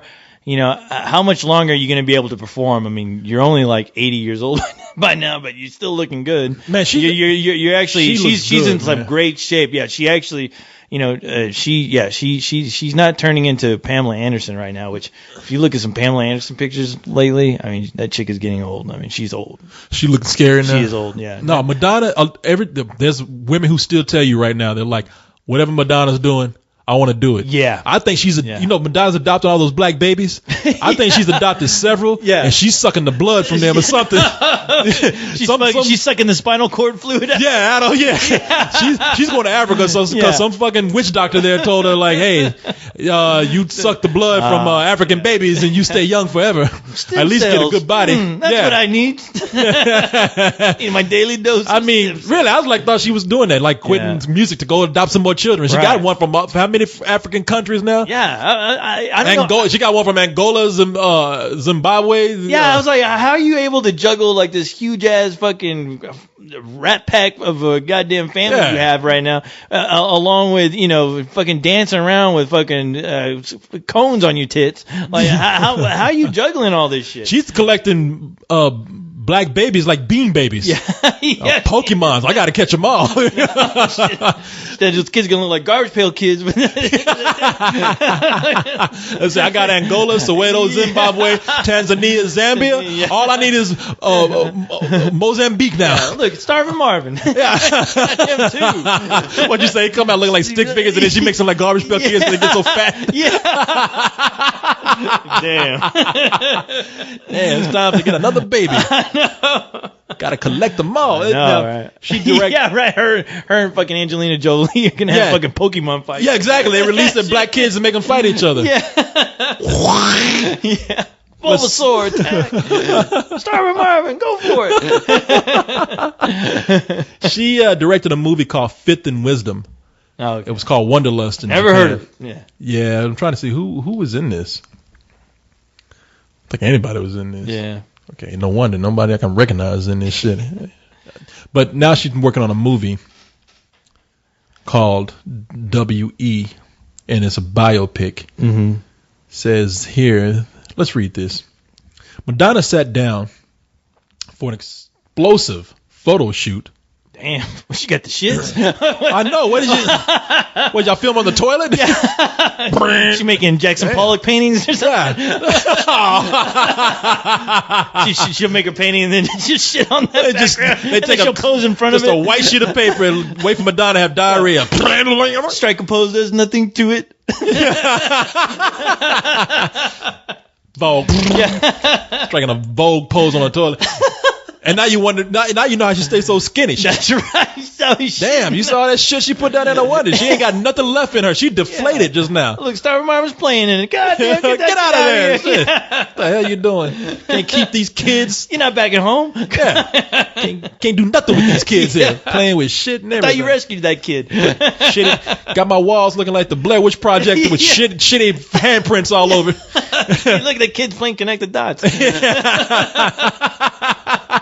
Keep him busy. Okay, yeah. At least keeps him out of trouble.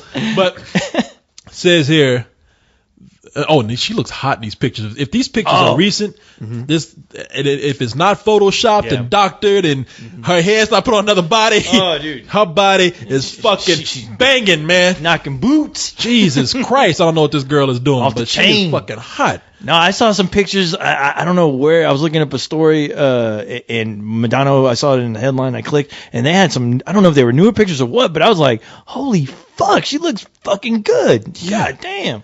Yeah. I mean, thank God time for to her. play. Yeah. I mean, hey, women, you see, you don't have to, like, give up after a while when you get a certain age. Look at Madonna. Oh man, Keep that shit up. Hey, she's Italian though. You know, Of course, she's rich and can afford to do everything she can if it looks that way. But that's true. anyway, says here that during the interview, she said something very interesting. As many have heard, Celebration was the last release with Warner Brothers, and I guess that was her album. That was a and record with label. the live release, was that record label?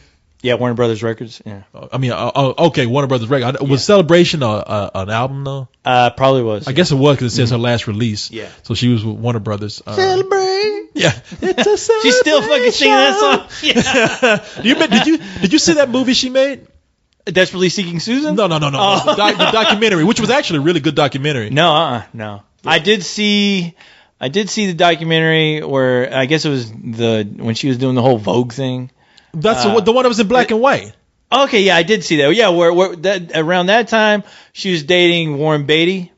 Because she just got through with Dick Tracy. Yeah, she just got through with Dick Tracy, and there was a scene in there where she's like blowing a Coke bottle, which I really liked. And I think there's a couple scenes where she's actually nude in it, which I really liked. So yes, I did see that documentary, the black and white one.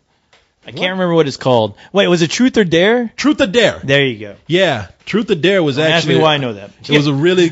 It was cool. I really. It was, liked it, yeah. man. It was I interesting. love the scene where Kevin Costner comes in. He's like, "Your show was neat," and even I'm thinking like, "What is she? Is she 9 years old? Yeah, Man, you told her I know a show neat." And she was like, "Come on, fucking show I know, neat." you fucking square. Get out of here. Yeah.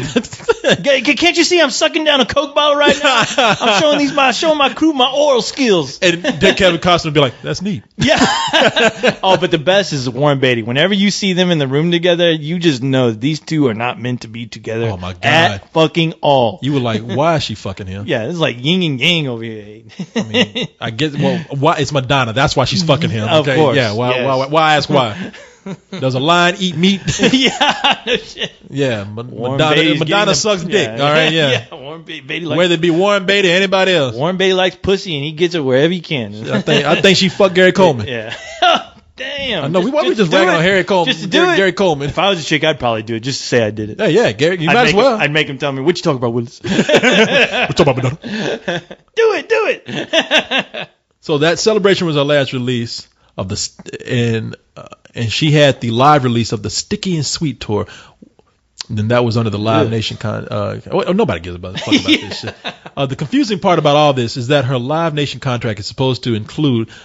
Okay, I don't care about this album. She don't want to make albums anymore. They trying to remind you of her career. Who gives a fuck about any of this? Look I at don't this know. legacy. She was on tour. Okay. Yeah. Tell me about the movie. Sticky and Sweet tour. She wants to make a movie. Yeah, The end. Madonna has signed up to direct her second film, W.E., a biopic revolving around King Edward VIII and his affair with Wallace Simpson. She tells the magazine, "It's weird. That's exactly what's going on. I don't have a record deal right now, and with anybody.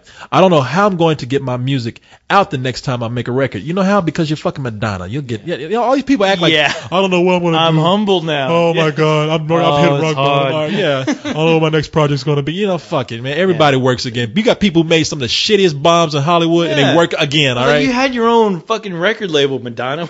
I don't know how. Yeah, you're fucking Madonna, okay? Jesus Christ.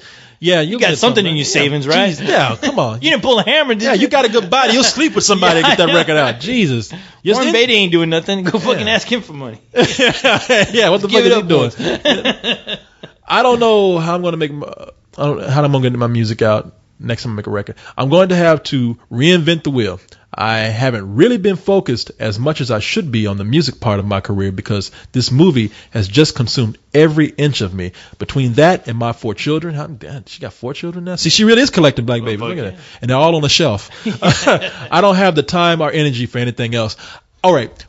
Again, making fun of her because that's what we do. But I actually think that that's a really smart thing for her to do. No, it is. I always said, look, it's a sad thing right now, and I'm not saying that this is the way things should be, and I hope they change, but for women who get older, I mean, really for anybody who gets older, yeah, men have a little more flexibility in the acting department. Yeah. I wish it wasn't that way. But as people get older, women who are out there acting, or women who want to be an actress, I say prepare to probably produce or be behind the camera at some point.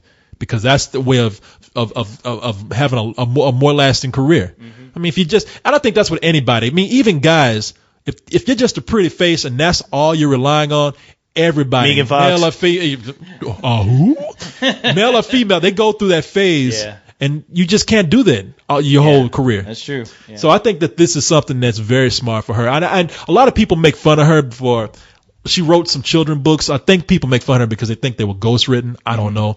But if she did write that, I admire Madonna for trying a lot of different things.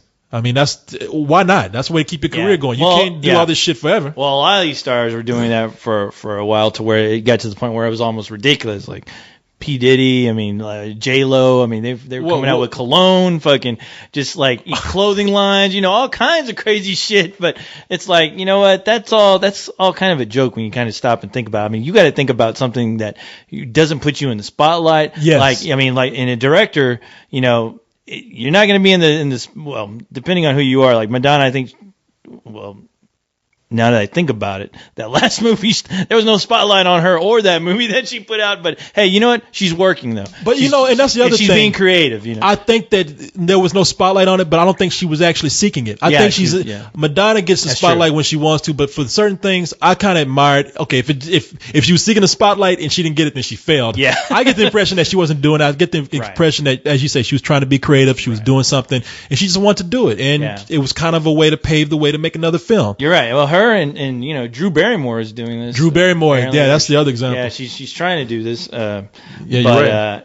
So, but yeah, it is smart, because at least with Drew Barrymore and I guess to Madonna, because she regardless of if she was bad or terrible, bad or good, she was an actress and she knows that business a bit. So yeah, if it's something that she really thinks that she can do a better job behind the camera, then hey man, go for it. Shit. Yeah, I agree with you totally, man. You were right about that. Same thing with you too, Drew. Yeah, make a good movie. Hey, I like the way you said, hey, Drew. Yeah, I used to know that chick back in the day. We were good friends. She used to show me her titties all the time. Good fun. Back when we were young Hollywood back then. Not like today. Like Megan Fox. Nobody cares about her. You know what people do care about though, man? Rock! Oh! Rock! Rock and roll! I love that part. Rock and roll. I'm surprised I haven't gotten in trouble for using that song, Oh, for your friend? Yeah, he's just happy somebody remembers it. I don't think he's heard it. Joe really? played that song for me, and I took it. A lot of people they say, "Where'd you get that song? What song is that?" Yeah. I worked at a multimedia company with our friend Joel. Yeah, and we worked with this sound guy who was he was always writing music, but it was always music that I don't know, man. I'm not gonna say it was bad, but a lot of people just made fun of him for it. It wasn't great. It was good, but it wasn't great. It was good for shit we like. Yeah. Yeah. And I think this song was written acquired for taste. Yeah. There you go. They used to always make fun of him for like tuning up, because he would always go into tune up whenever he was ready to sing. He'd be like, Very eclectic. That was the same guy that when we all got laid off, they were talking to him. I wasn't there to see it, but they said we got laid off. He looked at them. He's like, he just stared at him for a while, like, I fucked. You don't want to laugh at him, but the way he said it, I fucked. But yeah, he wrote that music for a game that we had coming out, and it was never used. And I think Joel helped him with it, and Joel played it for me. I was like, Joel, I laughed so hard when I heard it. I was like, Joel, can I have that? And he was like, yeah. It's yours. And Joel was just like, man, don't use that for anything. And I was like, okay. Let's see how long we can get away with this. Right. No, I'm always ready. I'm always ready for you to go, hey, they told us we gotta get another song. Music. Yeah, we need to actually make our own fucking song for this show. Well, Joel could probably do another version of this for us. I'm sure he can. Yeah, Joel actually made some music for us not too long ago. That guy has the touch. Joel's amazing. You got the touch. Yeah. And people, we're here to touch you because we're gonna fuck your thoughts. This is fuck some thoughts. Welcome to Fuck Your Thoughts, the email section. Yes. Of Let's Do This, and let's see if we can find what kind of questions are the kids asking tonight, Corey. Make some sweet love to. Welcome to the Quiet Storm. Here on Let's Do This. We're about to fuck your thoughts, but do it gently, and then we're gonna do it hard. Damn. Let's see. I'm trying to. The page wasn't coming up. Let me do it in the mouth, Corey. We got a question here from Frank. Now, I don't know. Frank. I don't know if it's the Frank that you know. No, it's not. He can't write. Oh, he's just asking me a question. A question for fuck your thoughts? That's us. Yeah, he wants to know if we've seen something. Okay, this is not a. It's not. You seen that Madonna movie? It says, have you seen that segment on the Boondocks? So it was kind of funny. It was the Boondocks had a series premiere, and there's a section in there. See, they get away with so much on that show, the Boondocks. They actually have a whole musical number in that show called "Dick Riding Obama." What? Dick riding means it's not a gay thing. Dick riding means that you are trying to ride somebody's success. It's pretty much another it's just another euphemism for riding on the coattails of somebody. Yeah. Coattails, yeah. So it's called dick riding. Dick riding. Out there, I like that. Dick riding. Well, you want to hear it? Yeah, I'll play it for you. Yeah. Play it. Here, let me see. Let me get the mic out right here. Dick riding Obama. It is pretty funny. People haven't seen it. So the episode is about all these. I took the mic off and I'm not even talking into it, dumbass. But the episode is about the election of Obama, and some of it I don't know, I have to watch it again to see what I get out of it. I kind of left me like, I don't know if I agree with all this, but this is a funny segment here. All these people are. They have their own thoughts of what it's going to be like to have a black president. You know, everybody thinks a miracle is going to happen. Right. Everybody thought this was going to happen. I was like, no, Obama. I'm down with Obama, but he's still a politician. You can't expect too much. I think he's still a man. Yeah, exactly. So all these people, you got people who don't even know Obama was being elected. Like this rapper, they got this rapper here called Thugnificent, and they ask him. And it's set up weird. I need to see the beginning, but they have what's his name? The guy who directed Grizzly Man.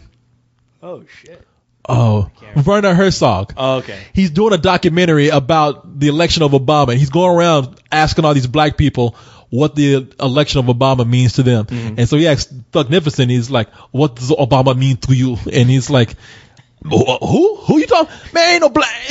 Country ain't gonna elect no nigga for no president. What you talking about? You ain't gonna have no black man for no president. And he's like, who Obama? Who? I don't know Obama. It's like, especially with the name Obama, he ain't electing that motherfucker. And then when he finds out who Obama is and finds out like, I can actually kind of ride on the publicity of Obama. He does a video with Will I Am from the Black Eyed Peas, and it's called Dick Riding Obama. And let me see. Let me cue it up. Let me pause this real quick so I can. All right.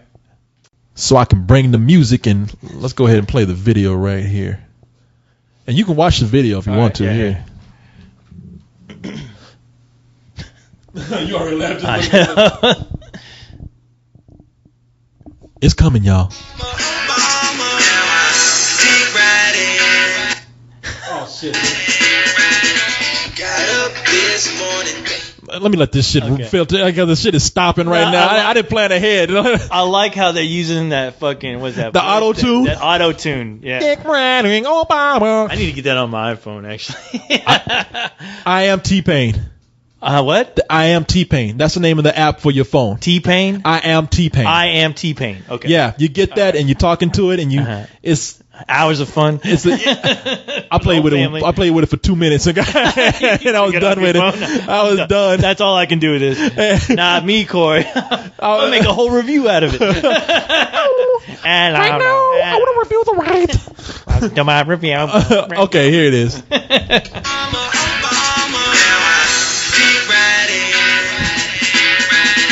Got up this morning, things weren't working right. I said I want to make a change. I said I want to fight.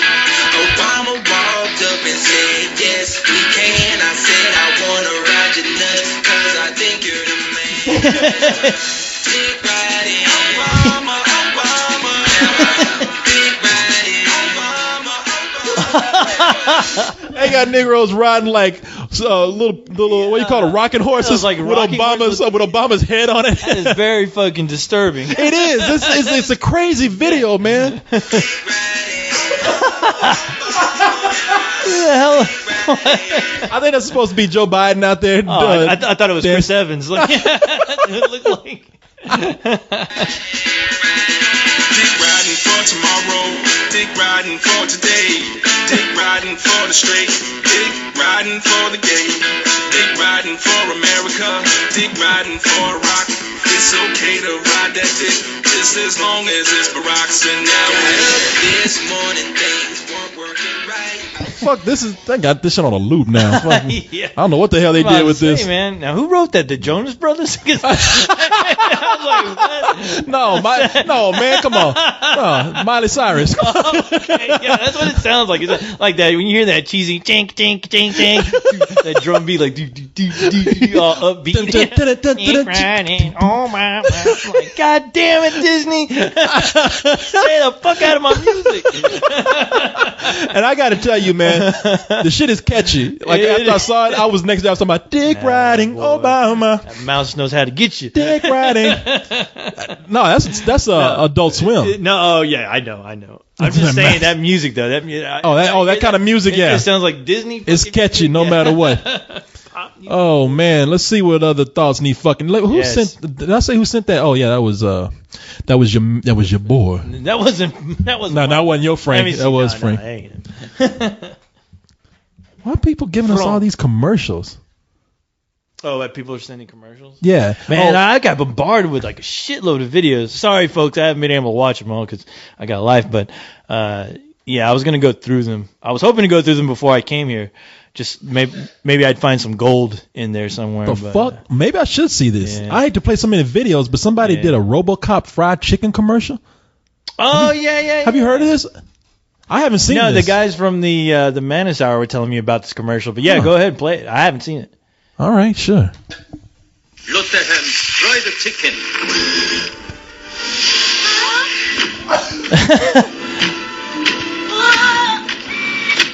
롯데햄 프라이드 치킨. 실감나게 맛있습니다. 누나에게 더 주세요. People, the Japanese are crazy. RoboCop walked out of a TV into the kitchen and pulled some chicken out the pan while it was frying and started eating. Talking about, this is good chicken. Yeah. This is crazy. No, we were talking about this.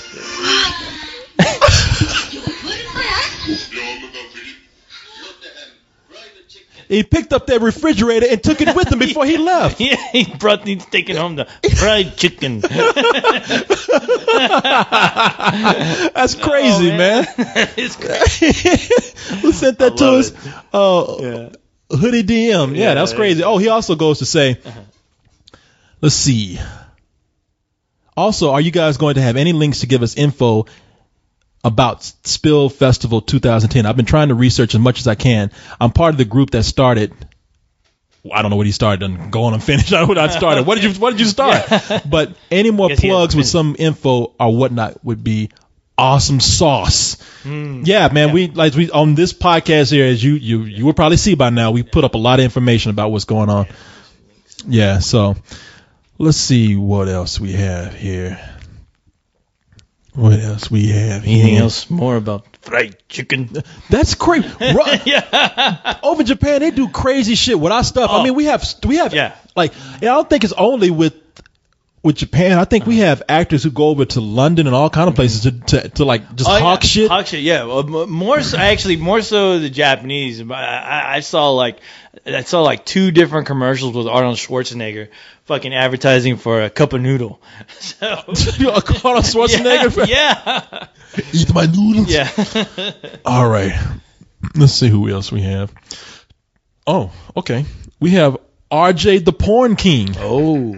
Gotta answer his question. Yeah. If anybody deserves a thought fucking it's RJ. You must answer a porn king. Yes. King of porn. Yes. So there's a little bit of watch. Begin.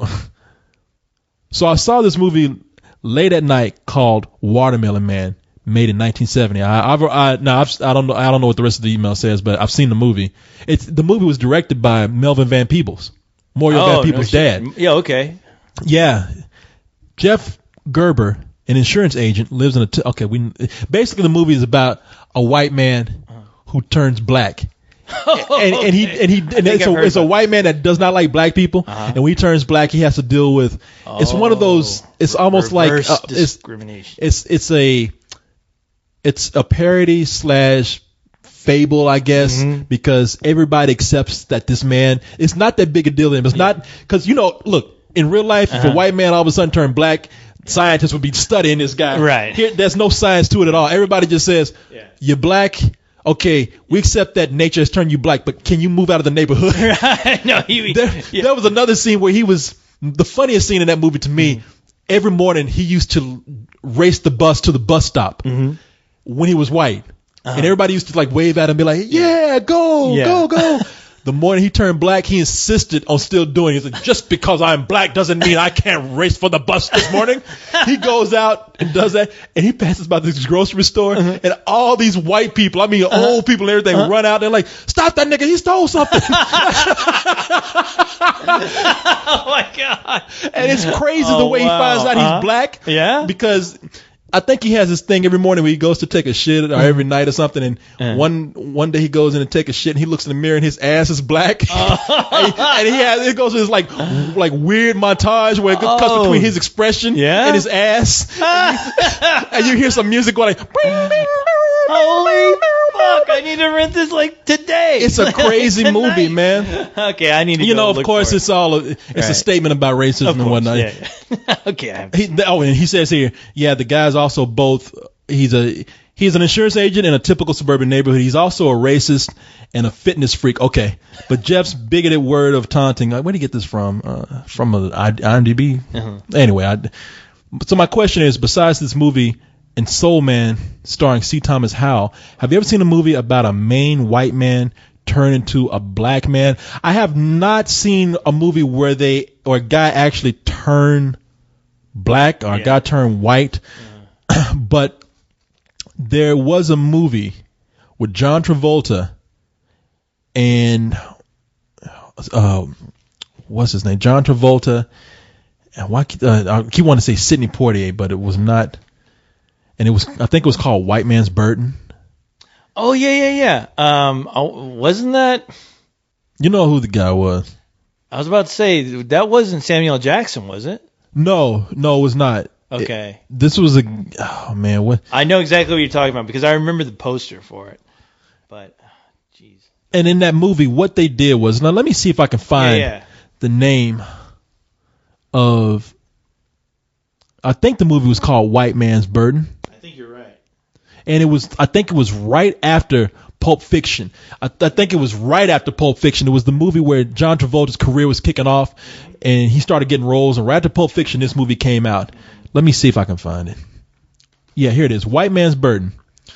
Harry Belafonte. Starred John Travolta and Harry Belafonte. Now, the twist in this movie is that black people have all the power. They are the majority. They are the ruling class. Role reversal. It was role reversal, and white people are the minorities, are the underclass, that have the least power and whatnot. And it was not as good of a Twilight Zone type of episode you expected from it. It ended up being just a drama. That did not play on the twist that they had in there. Play on the themes that they should have played exactly. on. Yeah. That's too bad. That would have been interesting. It was not a strong movie at all. No, it was. It would have been kind of a crazy film, but it was cool. Like I said, it could have been like a nice Twilight Zone type segment where somebody had to experience or we just see the world in a different as you said, a different role reversal.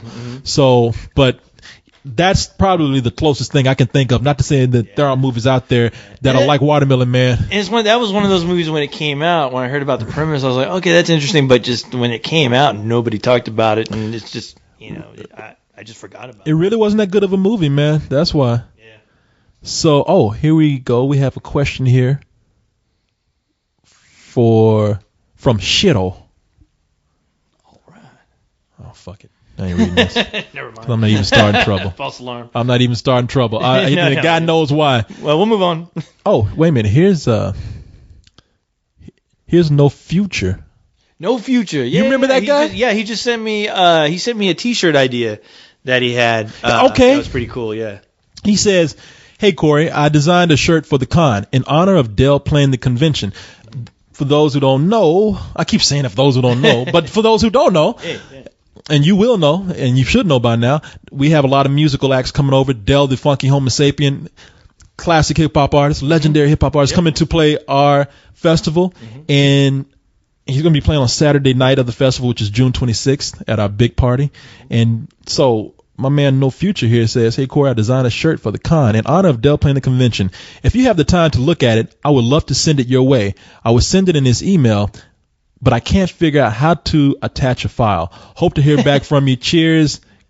His name is Chris. Yeah, I'm gonna send him back. He was he's having the same problem I was. But no, on my page, he actually put it on my page. Oh, he did. Yeah, let's go to your page and look. Go to my page real quick. How did it look? It looked cool. It looked pretty damn cool.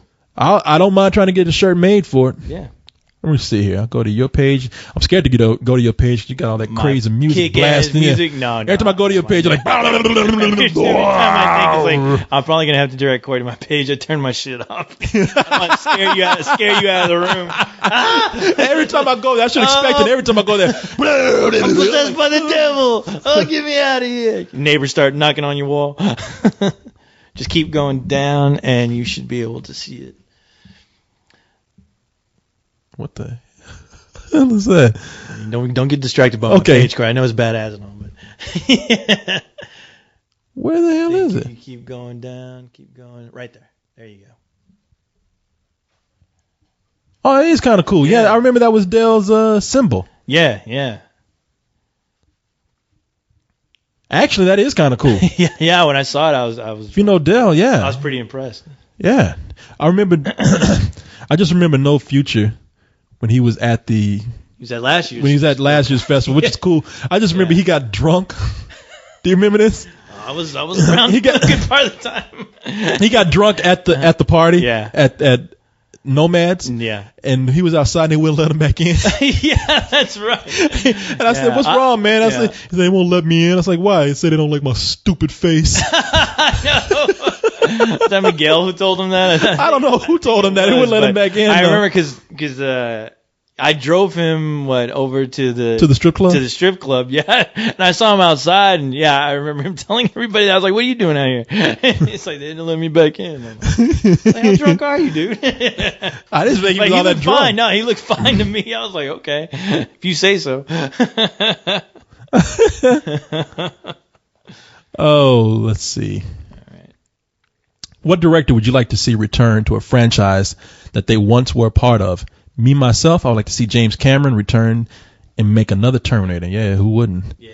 Aliens, shit. Yeah, I mean, we've already. How many times can we say that? That fucking topic to death. I really would like to see one last Lethal Weapon movie just to get the bad taste of Lethal Weapon out of my mouth. Yeah, hoping somebody will pull a Rambo on it. Yeah, man, but something awesome. Yeah. Richard Donner. Richard Donner, yeah. He directed the last one, and I'm scared to see what he would do if he had to come back for a fifth one. Yeah, I mean, shit. I would like to see him return in fine form for it. Yeah, I would too. I would love to see like a nice end chapter for that series. But one thing though, I'm glad that I read recently this past week was that Sylvester Stallone's not going to do another Rambo movie.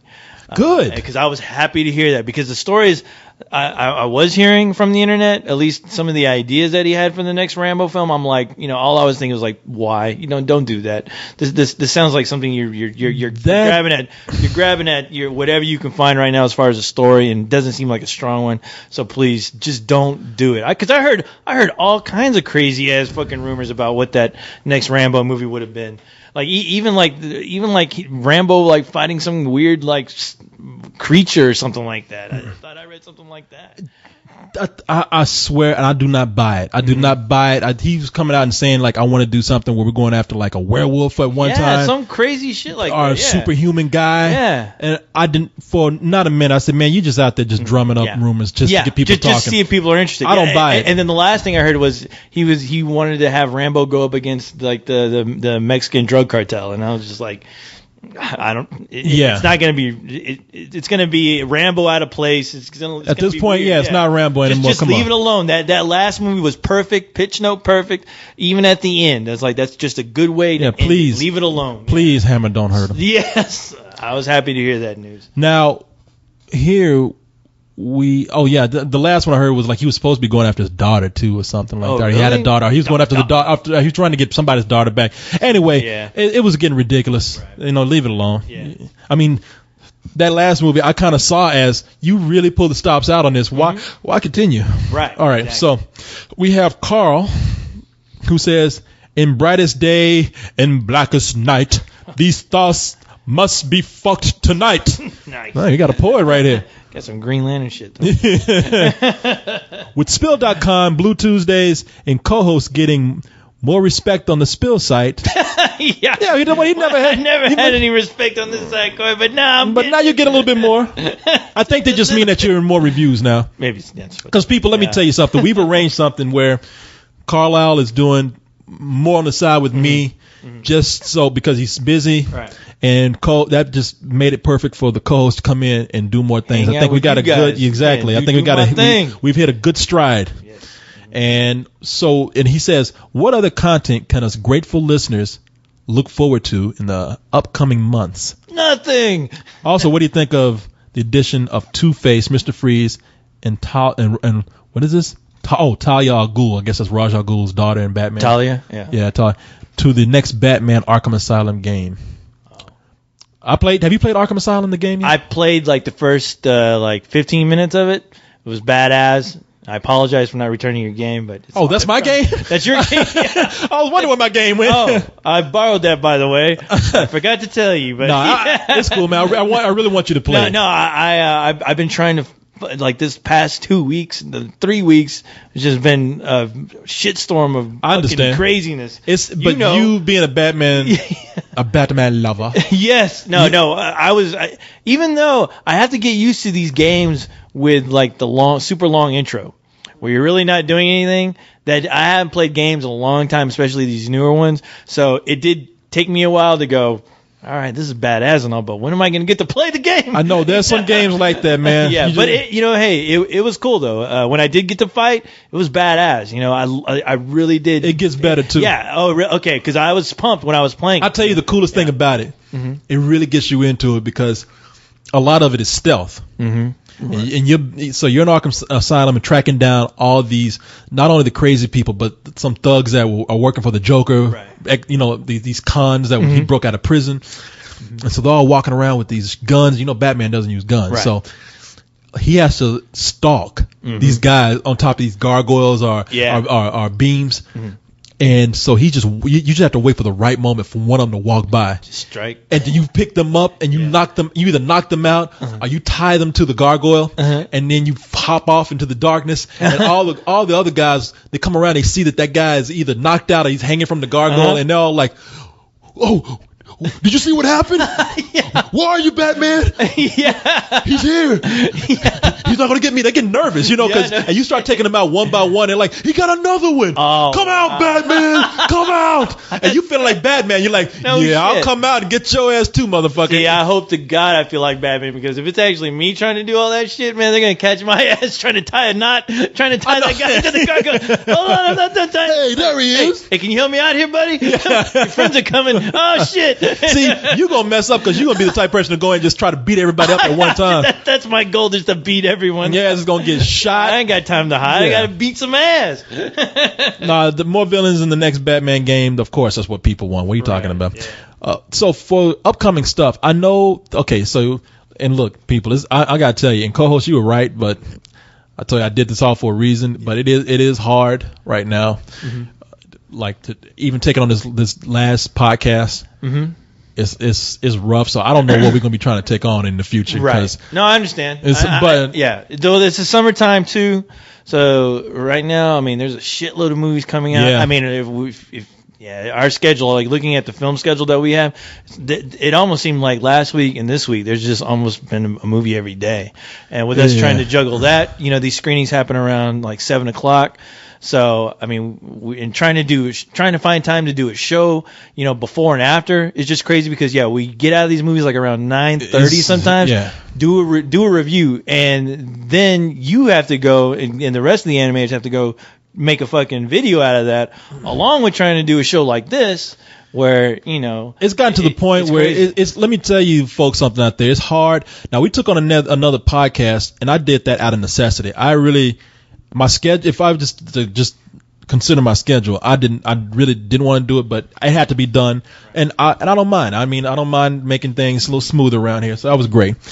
But we have a lot of things coming to the site. We're getting some ad campaigns where the studios are asking us to do customized takeovers of the site. Yeah. You'll see what that means later on. I won't go into it, but that means that we have to do a lot of preparation for that. We have to do our reviews. We have a lot more podcasts right now. The artists are working on weekends now. It's a lot of shit. And so in the next months, I don't know if you're going to see anything new. I know Carlisle and I were talking about doing some contests. I also like to do some with you. I think that would be perfect. But that would have to be a once a month type thing because it's just, and it'll probably have to happen after Spill.com because all my days are taken up with meetings and all kind of shit. Yeah, that's why I ain't asking you to do shit. Well, you can. I mean, you can if you need to. Ask me. There's nothing wrong with that.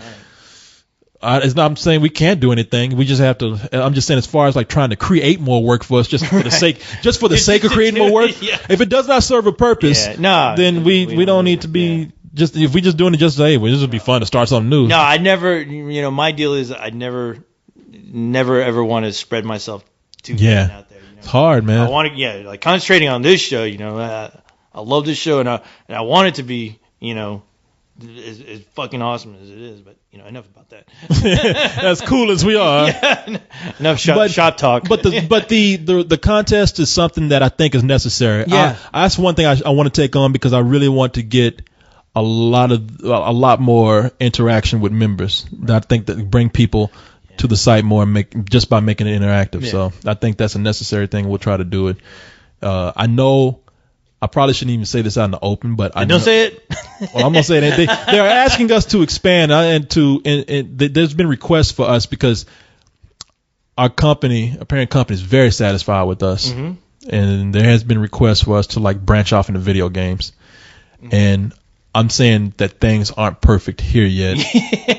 Before we start doing that, I mean, we need to we're strapped. Yeah. I just don't know how that's going to happen. But hey, we'll see what happens. We'll see what happens. And a year from now, at least it's nice to know. I really think that it really made me feel good to know that we're doing well enough and our company likes what we do enough to say we should have you guys expand into something. But there's a whole lot of details that have to be worked out with that. A lot. And our schedules. The schedules. Just fucking man, but like work. I mean, just having people to do all this shit, like animation. I mean, it's a lot of stuff. And plus, there would need to be talk about how to integrate you guys a little bit more. I mean, there's a lot of stuff. So anyway, let's see here. I have something from B6 Shade. A question for Fuck Your Thoughts. Very straightforward and simple. I thought the movie Dune looked great visually and was directed well. Do you think David Lynch has it in him to make another great science fiction film? Well, first of all, I don't think Dune was all that great. I thought... you know what? I have a soft spot. I'm a robot. I normally don't have that, but I did have a soft spot for Dune because I was pulled in by the look of the film, even some of the acting, but... Just trying to adapt that story is just crazy. I mean, that's the other thing. It's not made to be turned into like a one film type deal. I think, look, David Lynch. I think he's proven that he just doesn't have to be weird. Mm-hmm. David Lynch is known for directing just insane shit. I mean, I saw Eraserhead and loved it because it was just bizarre. Yeah. It was almost creepy how bizarre that movie was. And David Lynch sometimes owns his own plane, so everybody thought he was that weird, odd, independent director who could not probably direct somebody else's property, such as Dune. So a lot of the blame fell on him when it wasn't the movie they thought it was going to be. I mean, that movie came out the same weekend as 2010, the sequel to 2001, right. And both those movies were seen as disappointments. Mm-hmm. But David Lynch has proven that he's talented enough to take on other things. He did a Disney film. A rated G Disney film, and it wasn't like a family film necessarily. It just was not a lot of offensive material in it.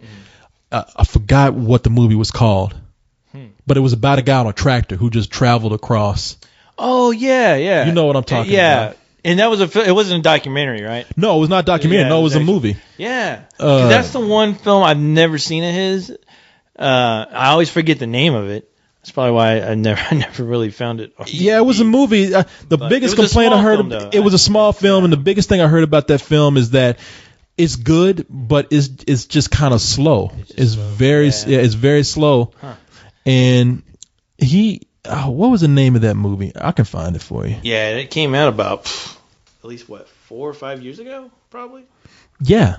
Yeah, but no, as far as like The Straight Story the Straight Story there came out in 1999. Yeah. Now, as far as like him doing sci-fi, I would love to see David Lynch tackle like his own sci-fi story, just to see what he would do. You know, not so much work on another property, an already existing property, but I'd be real interested to see what kind of crazy sci-fi story he would probably pull out of himself. But that's the thing. As much as I think he could probably handle the right science fiction story, because David Cronenberg, look at what he did with The Fly. Yeah. And I think if there was the right story, and The Fly was perfect for David Cronenberg. I mean, he took it and did some gruesome things with it, but things that were that suited the story and actually fit the personality of David Lynch. I think if there was a story that fit David Cronenberg. David Cronenberg. If there was a story that fit the sensibilities of David Lynch, which means it would have to be a really bizarre science fiction story, I think that would be great. But then again, you never know. That's the thing about this kind of guy who directs a movie that comes out of nowhere that you never expect him to direct, is that it's just hard to predict what he can do. Right. So, but I think he can do science fiction. I think with the right project. But I would love more so though. I would love to see his take on his own science fiction film. Like there's a movie called The Box. It was Richard Matheson film. Who the guy who directed Kelly.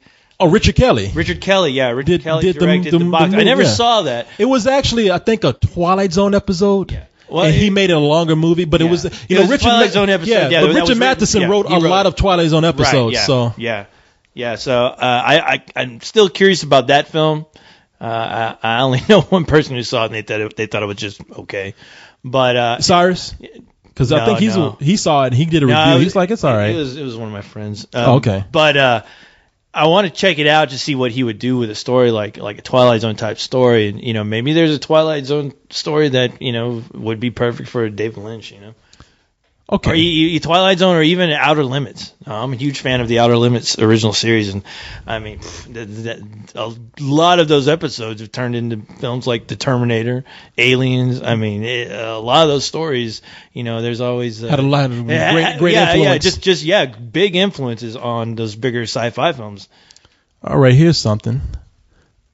This is a good question. He said, nice question for let's do this. He's afraid to say fuck my thoughts. Just a nice question. I'm a good boy. I don't use that kind of language. This is from Don Panini. Panini. He says, I've seen the term indulgent or self-indulgent thrown in several negative reviews for movies, yet I still don't quite hold the meaning of it. Could you define that term? And what is the perfect example of an indulgent or self-indulgent film? Thank you. Love the show.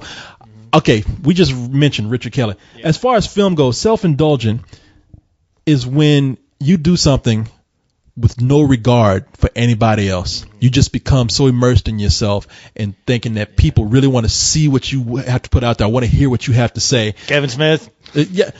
A little bit. Yeah. And you just become wrapped up in your own thing, whether you are talking to somebody in a conversation or whether you are making a film or any kind of art. If you just don't really consider your audience and it's made for an audience, because art itself, a painting or something, a lot of people, there's that argument. Yeah. There's an argument what is self-indulgent, what isn't. I mean, because that's just supposed to be expression. But movies, a lot of times, unless you really are some quirky guy who's making an art film just because and people know that you're crazy enough to just go out and spend all this money and you're not worried about anybody seeing it.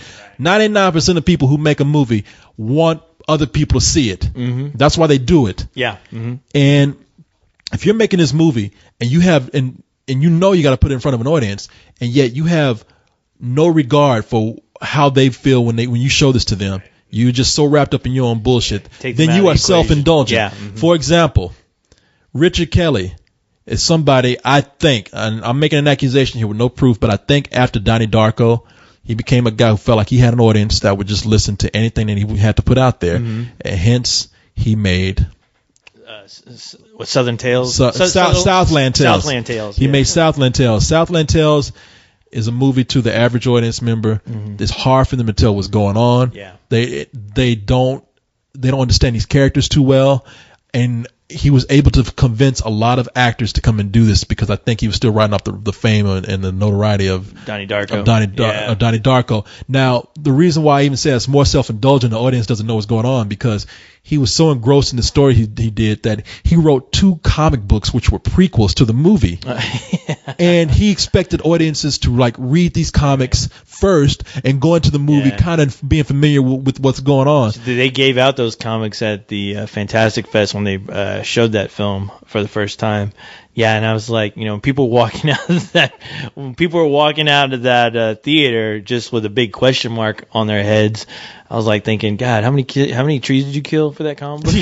Right now, it don't mean shit now. Yeah, but, and that's sad because as much as I fucking love Donnie Darko like crazy, but like just hearing about how bad that second film was, I never want to see it, to be honest. Yeah. It's. I mean, look, to me, I can't speak for everybody who's seen the film. I know there's some people out there who would like it, but the majority of people just kind of like, man, this is one of the worst films I've seen this year. And for me, it was one of the worst films I'd seen that year when it came out. And I will accuse Kevin Smith of being really self-indulgent. I mean, just as far as his View Askew universe sometimes.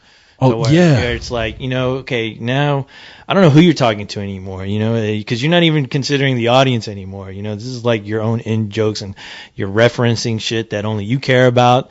And, it's like enough of this already, just tell a story and just stop with all this, it's like you have no real clear thought as far as what you're making anymore. At least that's how I look at it. Well, because you're not really speaking to me, and there's an audience that I think you were speaking to at one point, but now you're not even talking to them anymore. And maybe there's something like unaware self-indulgence. I think there is. I think there is. You feel like maybe you're not speaking to that many people anymore, because I think with Cop Out, it finally came to the realization that, okay, Kevin Smith is, even when working with somebody's script, he thrives off of all this toilet humor and just trying to be abrasive with the language and whatnot. And I think that's how I saw a lot of his movies. I'm like, these movies don't. I know people like him, and I think he has like some really clever scenes in each of his films. Like Clerks 2, I'd hate, but there was like 2 scenes in there that I thought were really funny. But I think in his mind, Kevin Smith thinks that I have an audience and they're my audience, no matter how big or small they are. They are part of my View Askew universe, which is what he calls his movies that are they all interconnect with each other with the same characters. And I think that he feels like he has an audience that is listening, but I think that audience is possibly, and I have no proof of this. I just feel like a lot of people are kind of dwindling from that. He's kind of doing the same thing. I have no problem with Kevin Smith. I think he's a smart guy. I think you're right. He's just doing the same thing and has unaware self-indulgence. I don't have a problem with the guy personally. I just think. I think it's hilarious. I think his shit is really. You self-indulgent. And a lot of times you will see art films being described that way when they're just really artsy and. The director has made this with only himself in mind. Saying, oh, this is my self-expression here. Maybe that's true, but a lot of times you're thinking like, okay, this is very self-indulgent. Nobody cares about this but you. I can easily say the same thing about Halloween 2, goddammit, because when you listen to this, I mean, if you happen to rent that movie, which I'm sorry that you're doing that, but listen to that commentary, please. That's a good lesson to someone who's really self-indulgent in his own bullshit, to where he believes his own lies. I just after watching that movie and just being just completely floored by how terrible it was, I was really wondering, like, what is this guy really thinking? And thank God there's a commentary to remind me that, oh man, this guy, he's wrapped up in his own fucking world, and he's just, as much as he claims to be a fan of this series, he's not. I mean, obviously he's not. Yeah, I think he likes he likes the imagery more than anything. Yeah, I think you're right. I think you have a good argument there that it's a guy that clearly does love the Halloween movies, and he loves the whole mythology behind Michael Myers and everything. I think he genuinely loves those films, but he just decides to do the Rob Zombie treatment of it and not really considering the audience. Yeah, exactly. Am I not making a good Halloween movie here instead of making a Rob Zombie movie? Yeah. He completely took out the fan base. He took them out of the equation, along with just A lot of people would argue, just common sense as a filmmaker, to be honest. A lot of people would argue that House of a Thousand Corpses is a Rob Zombie self-indulgent film. Yeah. Is Rob Zombie being... Oh, no, that is the perfect example. No, you're absolutely right about that. There's times when It's Rob Zombie's I try imagery. to forget that, yeah, because I was like, this movie, number one, it makes no sense. It looks like a bunch of videos that he just strung together and made a movie about really nothing. You know? All right. I like your points there, Mr. I Co-host. like yours. Don't tell anybody. All right. Keep it on the down. One more question here. Yeah, one more. The Soul Survivor. And this is a good one here. I've been listening to the old podcast on the LTD group page. I've noticed a theme with the questions for Fuck Your Thoughts. Do you ever get tired of certain questions, i.e., for example, here, I like movies about goats. Do you know any movies that have a goat? Substitute goat with any stupid and not anything stupid and non-specific. I think he means like, hey, I like movies about robots. You know any movies out there about robots that you should recommend to me? I was trying to, I like goats. You like goats? I was trying to think of a way. I like turtles. Yeah. You know any good turtle movies I can watch?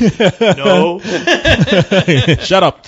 Yeah. So I think what he means is questions that are similar are very like one of those general questions like, what's your favorite type of thing here? Or do you like movies that have this in? I know what you mean. And we just say that those questions are very general and they're general enough to where they repeat. Yeah. I think probably the most frequent question that we get that we get tired of that you are probably looking for an answer for, Mr. Survivor here, is what's your favorite so and so? Yeah.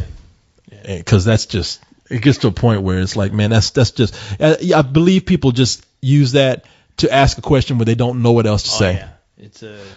Sometimes it's even a conversation starter for some people. So. It is. Yeah. It is. But it gets old because, doing this line of work, we get that shit. We're still going to get that question asked, that fucking 5 years down, 10 years down the road. Yes. What are you doing? Oh, I talk about movies. Oh, yeah, so what's your favorite movie? God damn it. Hey, you know what? Jack Skellington Jack 154 writes in all the time. Okay, we'll answer a question and we get out of here. This is a simple one. All right. Question for Let's Do This. Fuck Your Thoughts. Yes. What do you think would be the Dark Knight of this summer? Iron Man 2, Inception, or any other movie? There's only one Dark Knight. I'm sorry. So I'm not expecting anyone to be a Dark Knight. How dare you? I guess he does describe. Toy Story 3. What? Oh, okay. He says, when I mean Dark Knight of this year, I mean, which do you think will be almost as good as that movie or just as good? None. Yeah. I don't think none of them will be as good as the Dark Knight. Dark Knight. Prince of Persia. Shit. No, Jonah Hex, of course. Oh my! It's a DC character. I won't even say. We're not even going to talk about that. We already did.